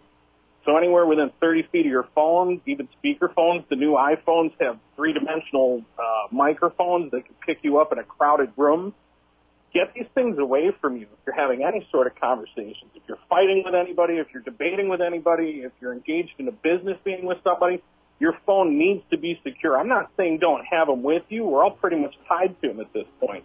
But the bottom line here is at any point in time, for any number of reasons, the information that's collected about you can be used to scrutinize every decision you've ever made. Okay, Mike, we got to take a break for commercials. Hold that thought. I want to come back to it after these words. America, welcome back to the show. We're talking with Mike Nash, who is starting the company to manufacture these privacy cases for your cell phones.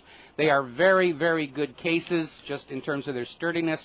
I understand these are probably very, very costly to make. It's not some cheap plastic gizmo from, an Asian country. This is made in America, and it's very, very sturdy and durable, and it's a good protective case even if you're not concerned about privacy. But you should be, because let me posit a hypothetical here.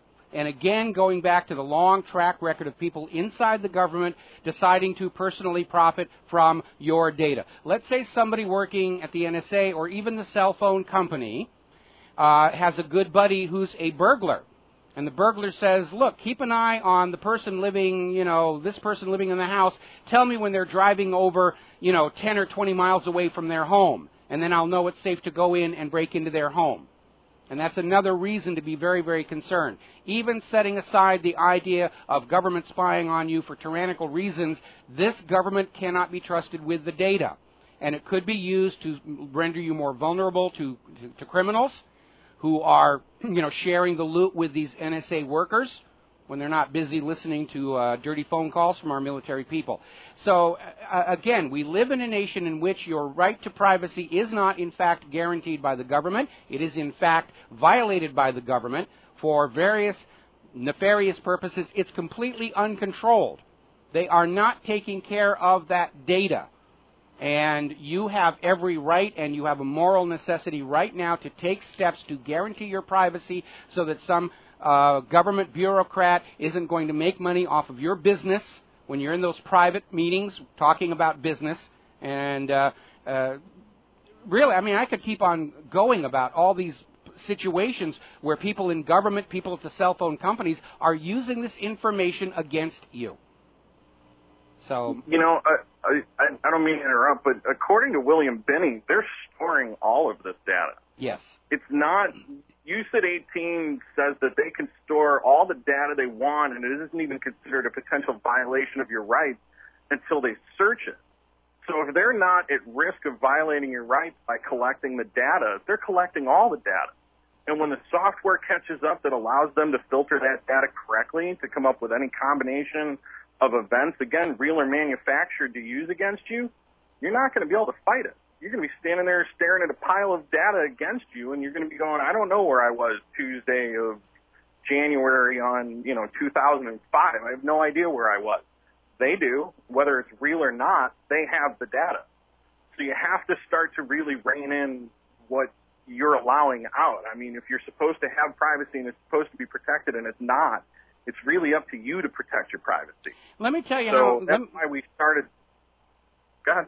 No, and I'm going to let you get back to that, but I mean, this whole idea that it's not a violation of your Fourth Amendment until they actually look at the data they stole from you is nonsense. It's like a burglar going into your home and taking your valuables and saying it's not really a crime until I sell them to the fence or trade them for drugs. It is nonsense. The crime is simply taking the data in the first place, and their weasel wording. And again, this government cannot be trusted with your private data. There are no controls over it. We already know they've been lying about the scale and scope of the data. When they came out and said, oh, it's just the metadata from the phone calls, we knew they were lying because the sheer scale of the storage they have at that facility in Utah means they have enough storage to have recorded every single phone call all over the world for the last 7 years. So this idea that it's only the metadata, yeah, it's complete nonsense. It gets even worse than that. Anybody that wants to can go on any one of the search engines and type in cell phone spyware. You can get cell phone spyware that you can install on anybody's cell phone for as little as $15. It gives you the same level of access that they have. I want to eliminate a few illusions here for anybody. If you think that your phone is dumb and therefore it can't be tracked, it's not a smartphone. The phones, if they were made after 2006, the phones all have this technology in them. There was a standardization, and everybody that has a phone is going to remember this. We all had to buy new phones. If we were on old analog phones, it didn't matter. You had to get a new phone. Well, that's part of the standardization process that made everybody get a phone that's already compromised. There's no way out of this. You're not, oh, my phone's dumb. It's not a smartphone. It doesn't matter. Every single phone has backdoors built into them for law enforcement use. This goes back to, I believe it was the 1996 Telecommunications Act.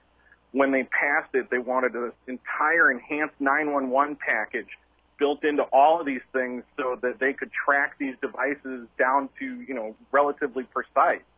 So everything, whether you have access to the GPS or not, your phone has GPS tracking in it. I don't care how cheap it was, the chip is in there, and they can track your phone. If you don't believe me, next time you call 911 for an emergency reason, tell them you're not sure where you are. They will tell you where you are to a frightening degree. Okay, and please don't call 911 without a real reason to do so, just to test this out. Right. I remember when this enhanced... for emergency. Yeah, I remember when this enhanced 911 came out, and we all knew GPS was in the phones, but you couldn't access it yourself. Yeah, I remember I was with... I think I was with Sprint, and Sprint had a service where for $10 a month they would sell you back your GPS location and display it on your phone. But, of course, if you're within range of a cell tower, you don't really need the GPS coordinates. Now, of course, it's sort of a given in that situation. But, again, we know all of this stuff is backdoored, and we need to be very careful. As you say, there are private spy phone software that you can buy, and you can plant on the phone of somebody that you want to keep an eye on. It turns out this is widely used by spouses who don't trust their spouses.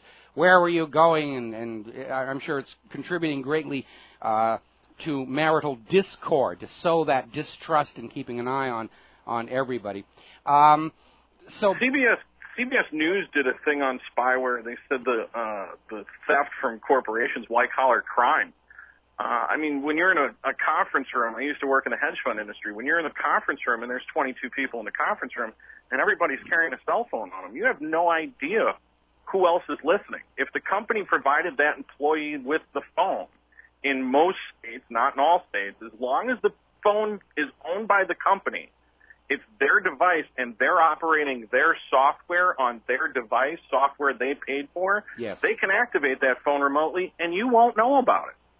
There have been quite a few scandals involving that. I remember that one where there was that school district on the East Coast that was providing laptops to the students, and it turned out the school administrators had software on there where they could remotely activate the built-in camera on the laptop and watch the kids in their bedrooms at home, walking around in various states of undress and doing things that young kids tend to do in their bedroom when they think they're alone. So it's completely out of control. The bottom line here is we have rights, okay? The Constitution says we have rights, but if you don't stand up to defend those rights when there's obvious intrusions on them, what do you have? You really, there's nothing, because you're going to continue to take it if you just sit here and look at them and, well, you know, I'm not doing anything wrong, so I don't have anything to worry about. You have to start taking control of stuff because it's obvious nobody on the other end who's supposed to be protecting your rights is actually doing it. And again, going back to the Seattle APEC, even if you are a 100% law-abiding American citizen, you can be harmed by this spying. They will steal your business secrets. They will find information they can blackmail you with in order to change your opinion on an important decision you've got coming up. We understand that the NSA has been spying on judges, politicians, officials in this country. A great deal of suspicion that Chief Justice of the United States Supreme Court Roberts was coerced into reversing his stance on Obamacare at the last minute because they played him recordings of his late-night phone calls to Fifi's phone fantasies. And so the danger is definitely there. And the good news is, even if you're not doing anything wrong, if everybody in America starts taking steps to protect their privacy, to disconnect from the phone, to hide that microphone, to disable the GPS or jam the GPS, it's going to increase the NSA's workload. They won't know where to look. Their attitude is if you're trying to hide what you're doing, you're a person of suspicion. But if you've got 100 million Americans taking steps to obscure and obfuscate their lines of communication, the NSA can't assume that anymore. They're going to be dealing with Americans who just don't like being snooped on. Absolutely. You're taking a stand and you're letting them know that you're doing it. All right. What is your website? We're at a commercial break here right now. Give me your website before we lose you. PrivacyCase.com. PrivacyCase.com, and you are looking for more investors, correct? We are looking for more investors, and we do have several hundred of each size available. I've made the expense to get them to produce, but they're not the high-volume version. They are a high-quality. These are the prototype versions that we've been doing. You've got one. You've seen what they look like. They're a beautiful case. They're great. And, absolutely great. If you go to the website, push the orange bar. We've got a video that shows the Inspector General of the NSA telling you that even if you shut your phone off, they can turn it on to listen to you. We've also got William Binney and an Edward Snowden clip along with an FBI agent describing what's possible through your phone. So PrivacyCase.com, WRH for what really happened is a discount code, and we'll give you 10% off. All right. Well, thank you very much for that. And again, in this current economy, privacy products are really starting to take off. People want to buy something that is going to protect their privacy from a government and from criminals who cannot be trusted with that data. I repeat myself, government and criminals, it's really all the same batch here. All right, thank you very much for the call, Mike. I hope you get some investors out of this. We're going to take a break for some commercials, and we will be right back. And aloha, America. Welcome back to the show here, and I want to get back to some of the floodgate stories. Probably going to be jumping around a little bit. I have a huge list of talking points. We're not going to be able to finish them all today, but I want to hit the high points because tomorrow, Friday, we're going to be spending a huge part of the show on the Vincent Foster affair. Saturday's the 20th anniversary of the murder, and that, of course, was the case that inadvertently launched me on my career as a truth advocate and blogger and eventual radio host. So we're going to be talking about that. Going to be talking about Apollo 11. Saturday's the anniversary of the landing. And, of course, a little bit of personal bragging. We'll be talking about the Viking missions to Mars. Saturday's also the anniversary of the landing of Viking 1. So a couple of things here. IRS Gate, again, congressional hearings are looking into that. The FBI, which was in charge of the investigation of intentional IRS targeting, has not actually talked to any of the groups who were targeted for IRS harassment. The FBI is having this full, complete investigation where they don't talk to the victims at all, so they can go into Congress and say, we have found no evidence of wrongdoing. Representative Issa has come out there. He was on Fox News saying that he has information that links this IRS targeting scandal all the way up into the White House itself. Now, we know that White House staffers had been informed of the progress of this intentional targeting of Tea Party and Occupy groups and basically conservatives in general for harassment by the IRS. And Obama came out and said, I only found out about it from the news. So they're already trying to sell you this idea that all of the staffers in the White House knew what was going on and somehow didn't bother mentioning it to the boss. And if you believe that one, I have some of Saddam's weapons of mass destruction to sell you. Longtime listeners and readers know that I tend to avoid certain topics as being rather nonsensical efforts by the government to trick the alternative media into appearing kooky and wacko, topics like chemtrails, Apollo being faked. And one of the topics that we generally don't pay a lot of attention to, but we're going to now, involves a system called HAARP, which is the High Frequency Active Auroral Research Program. This is located up in Alaska. It's a huge facility, giant antenna array, giant diesel generators that just pump megawatts of radio power up into the atmosphere, ostensibly to generate artificial auroras for research purposes. Now, the kookifiers who work for the government to try and make the alternative media look ridiculous so that Americans will scamper back to the corporate TV networks to get their daily dose of what they're supposed to be thinking this week. We're out there saying that HAARP was modifying the weather and all the rest of it, which is nonsense. If HAARP could modify the weather, we wouldn't have to worry about a carbon tax, would we?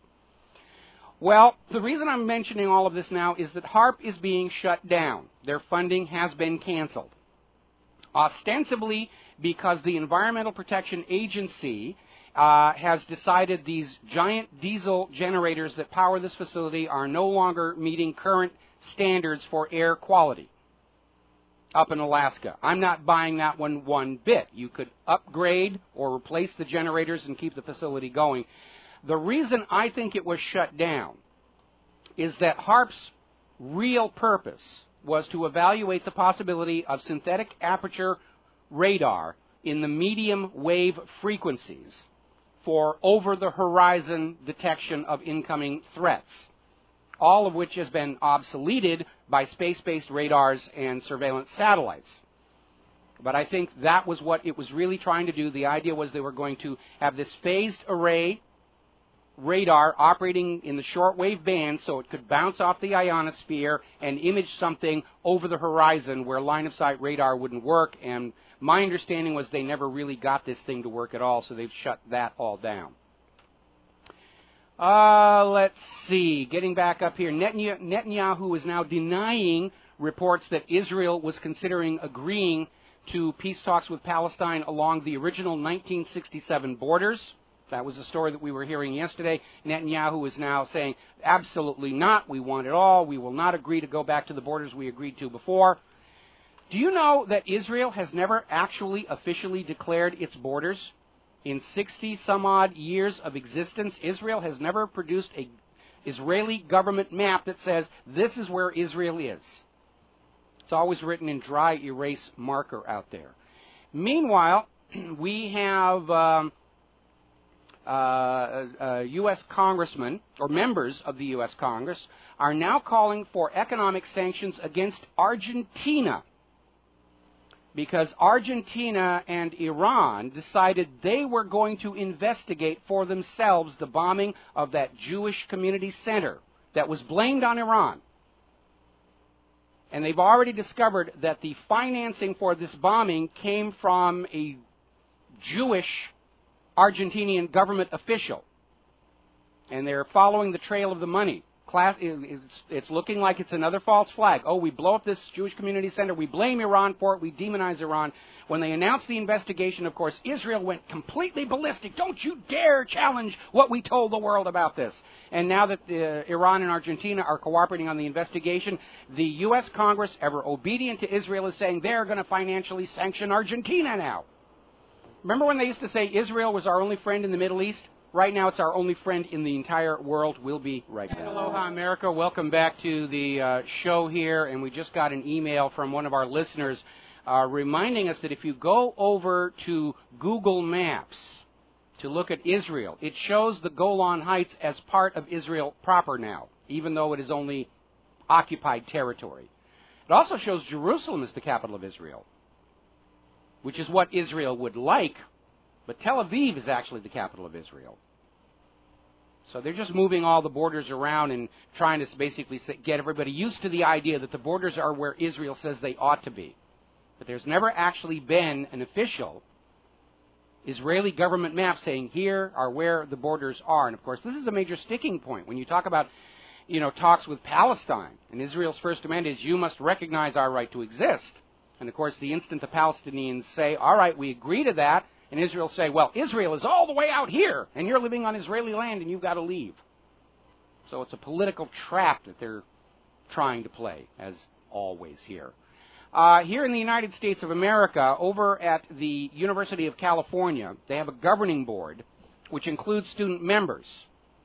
And they just appointed a new student member, Sadia Saifuddin, who's the first Muslim to become a student member of the University of California Governing Board, and Jewish groups went ballistic. How could you put this person on your governing board? She supports Palestine. She supports the boycott and divestment campaign.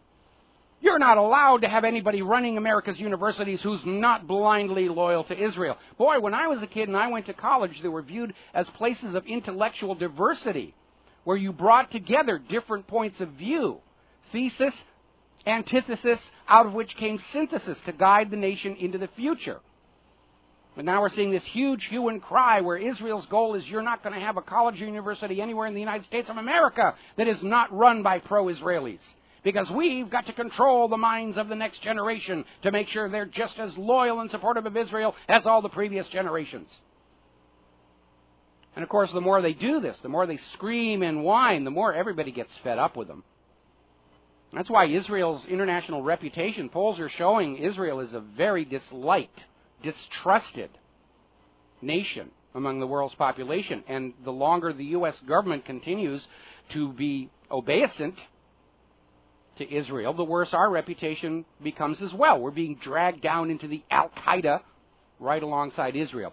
Meanwhile, getting back to the NSA scandal, one of the most alarming aspects of this whole scandal, we're talking about privacy and the misuse of data, was that apparently the NSA subcontracted significant parts of this data collection against the American people to Israeli companies.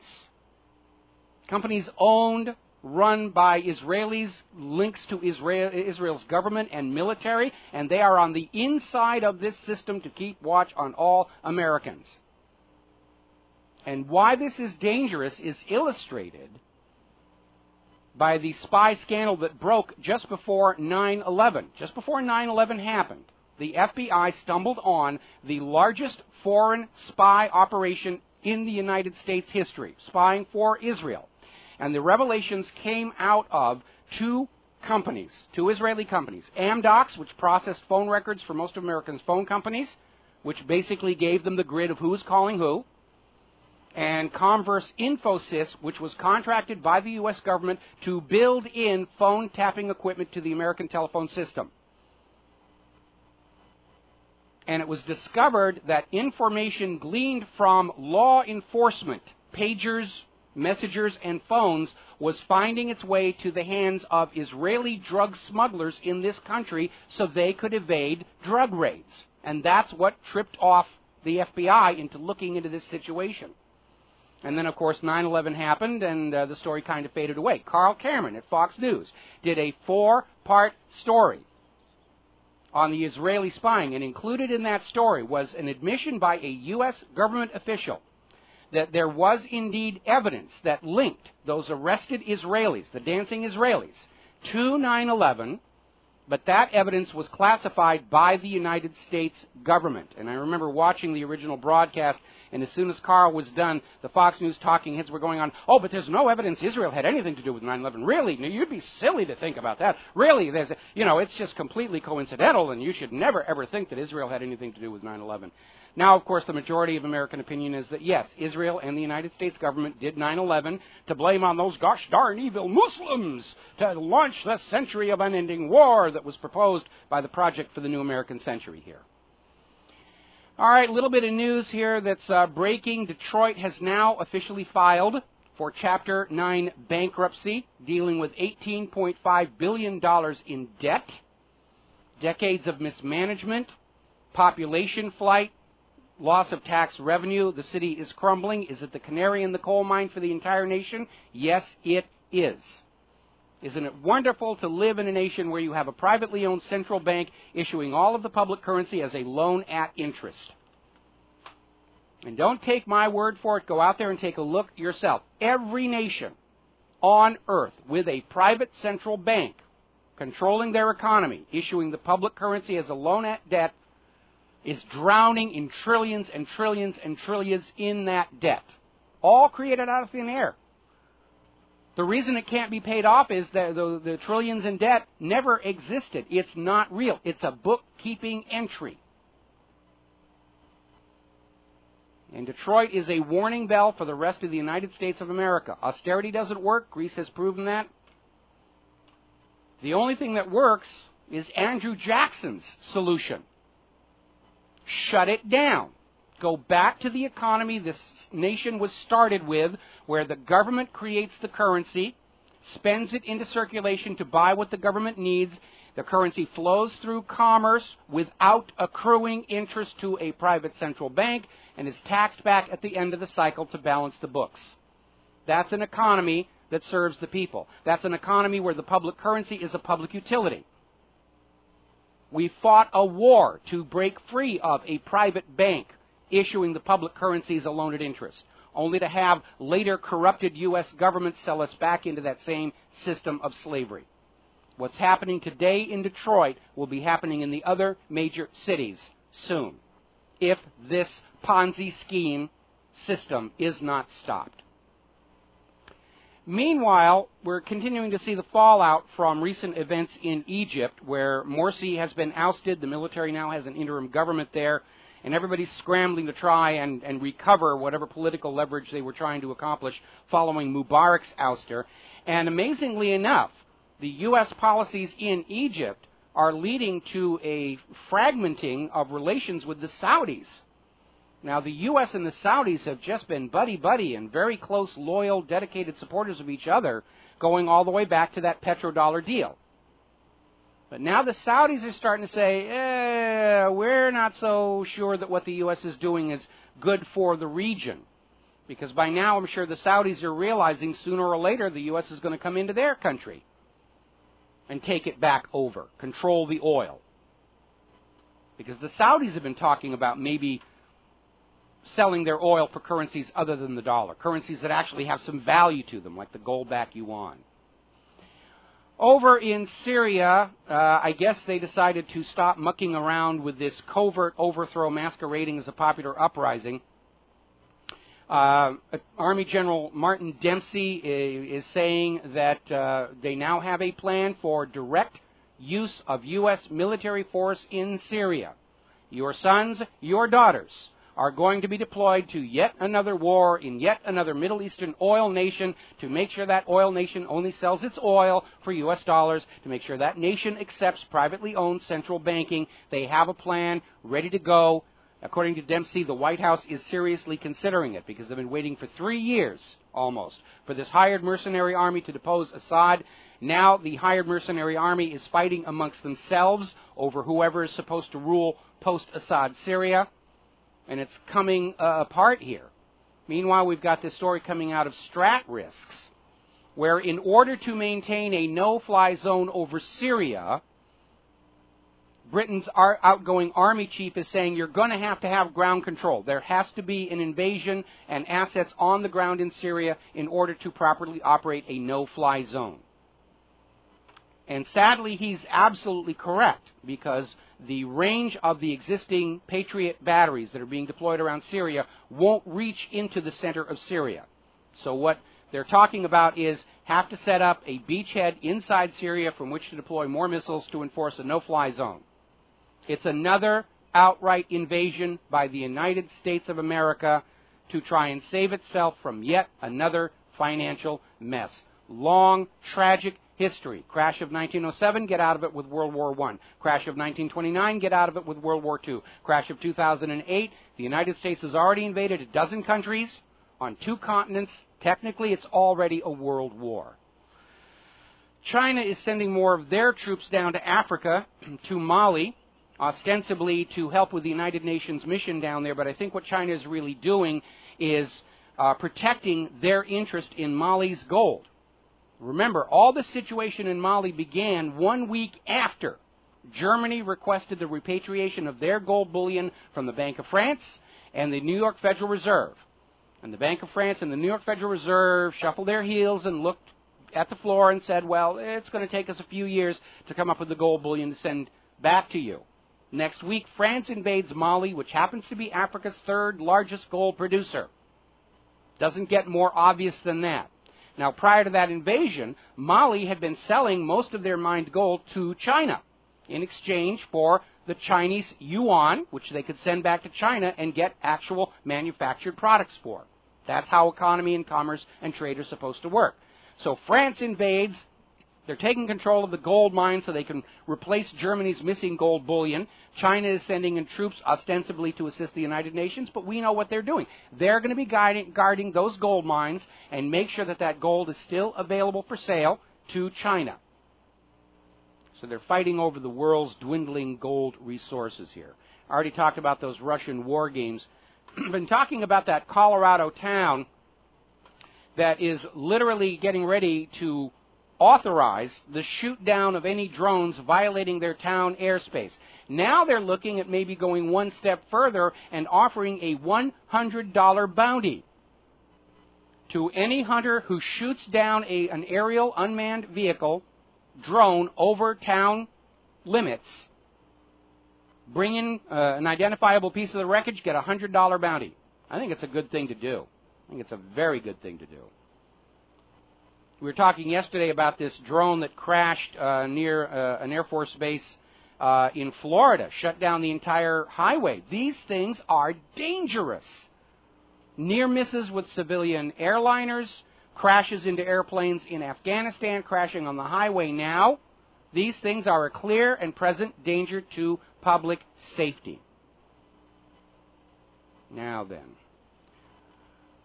Speaking to young activists yesterday, Senator Elizabeth Warren has come out basically saying the federal government is running the student loan program as a for-profit venture, assuming very few defaults, which is not a good assumption in this day and age. The federal government makes $51 billion in profits off of student loans. I remember a time where part of our taxes that were going to the government were to fund higher education, to build the next generation, to handle the modern jobs in a modern technological society. Now education's been turned into another for-profit venture. And we see how it works. High schoolers are shown all these propaganda films about how if they go to school, they're going to make millions of dollars more over their lives. And they go to school and they take out these student loans, hundreds of thousands of dollars in debt. They graduate college with their degree, and there are no jobs. They've all gone to other countries. McDonald's is trying to fill the gap by requiring a 4-year college degree to operate a cash register in one of their burger joints. And these kids are coming out of college. The jobs they were told would be waiting for them to pay off their student loans are not there. They're taking minimum wage jobs just to survive. The student loans are defaulting. There's a student loan bubble out there that's getting ready to burst, and Elizabeth Warren is absolutely right. This program was run not to help Americans gain an education and better jobs, but simply as another way to trap Americans in permanent, unpayable debt. story coming out of Blacklisted News, where if you are an American citizen living overseas, the U.S. government is coming after you to get you to comply with all these new and absurd U.S. tax rules. And the message from the U.S. government is, if you do not comply with these tax rules, you will have to give up your citizenship. And we already know what the reaction is going to be. Sure, take my citizenship. I don't want to be part of the new Nazi power. I don't want to be a citizen of the Fourth Reich. I'm happy where I'm sitting here. This is going to backfire on them. We already know there's a huge expat situation. Americans are leaving the country, especially Americans with skills, Americans who are welcome in other countries because they have the skills to help those countries advance forward. It's a brain drain taking place. Now, we're all still looking at Obamacare, and Obama was on TV early today saying, oh, they're just these people rooting for Obamacare to fail. They're just haters and racists, and, you know, really this is all about saving the American people money. But everybody who's looked at Obamacare has come to the conclusion this is another money grab. Nancy Pelosi was out there saying, we never told you your health care costs were going to go down. Now, over at, I think it's pronounced Sabelis software, or not software, sporting wear companies are including the medical excise tax on your receipt. Supposedly this medical excise tax on products that are covered under Obamacare, that are considered health care supplies, is supposed to be hidden, not supposed to show up on the receipt. Cabalis or Sabelis or whatever it's pronounced is including that as a separate line item, so you're seeing what's there. And this tax is being applied to things like golf clubs, hand weights, fishing rods. They're applying it everywhere. Anything, oh, well, it's exercise equipment, and anything that helps you exercise, that's healthcare equipment. They're just applying the tax to everywhere. This Obamacare is not about your healthcare. It's about stealing more money from you to make the insurance companies rich. That's what Obamacare was all about. Just finding a way to loot more money from the American people. And the reason these programs are going to fail is there is no more money out here to loot. Wall Street and Washington's mindset is we just got to find another way to take more money from the public, and nobody is realizing or dealing with the fact the money in the public is dried up. The wealth has dried up. They got it all. And they don't know what to do because even with all the money, it doesn't cover that debt being manufactured from the issuing of public currency as a loan at interest. We'll be right back. And aloha, America. Welcome back to the show here. We've been talking a lot about the excess police brutality we are seeing in the United States of America. Police just assaulting people, shooting dogs, completely out of control. And city governments, including Detroit, have had to pay millions and millions of dollars in legal settlements for police brutality, wrongful arrest, kicking down the door to the wrong home, wrongful death. You are 8 times more likely to be killed in a police mistake than you are to be a victim of an act of terror here in the United States of America. And I pointed out earlier on the show that part of the problem is when these police behave like this and there's a resulting lawsuit, the losses are dumped onto the taxpayers. And so there's no real reason for the police to pull back, maybe cut their dosage of SSRIs and start complying with the rules any longer. That may be about to change. Apparently, the city of Minneapolis, which is dealing with millions and millions of dollars of settlements for wrongful police behavior, is now looking at a plan to hold the individual police officers liable for the financial damages resulting from their misbehavior. I think it's long overdue. We have to create a system in which the police, the government, have a good reason to play by the rules, who understand that playing outside the rules carries consequences. I think it's definitely due. All righty, we're coming up here to the end of the show, and before I sign off here, I want to go back one more time to this very obvious campaign of race baiting and hate mongering we're seeing in the corporate media. They're out there trying to sell you the idea that you should riot over the Zimmerman verdict. But of course, don't riot over a government that lies to you and loots you and sends your kids off to die in wars. That's all just business as usual. Don't get upset about spying on your life and all that. Really, that's just the way life is supposed to be. But yes, get out there and riot and scream about Zimmerman. And they're still pounding it as hard as they can. They're still trying to exaggerate any little incidents of violence, usually by an agent provocateur. They're still trying to sell this to you. I rely on all of you listening to this show to talk to your friends and neighbors some common sense. Who benefits from race riots right now?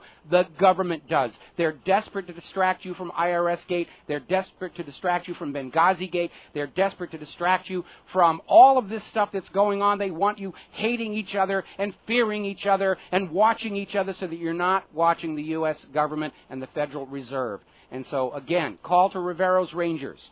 I need you to be out there at the grassroots level just spreading some common sense. Our enemy is not the other person of a different color or faith or gender or orientation. Our common enemy is an out-of-control, unconstitutional government and a private central bank that is operating as a pyramid scheme. And between the two of these is the reason the United States is no longer the greatest nation on earth. And we need to keep that in mind. We need to keep common sense. We need to keep calm. The government wants violent race riots. We have to keep that from happening. Thank you very much for all your help. Thank you for all your support of Republic Broadcasting. Because of your support, starting next Monday, we're on XDS Satellite. We're getting more radio stations to carry our programming. We're going to be back here tomorrow on the Republic Broadcasting Network. Until then, stay safe, stay well, stay angry, stay skeptical, make good choices, and aloha, America.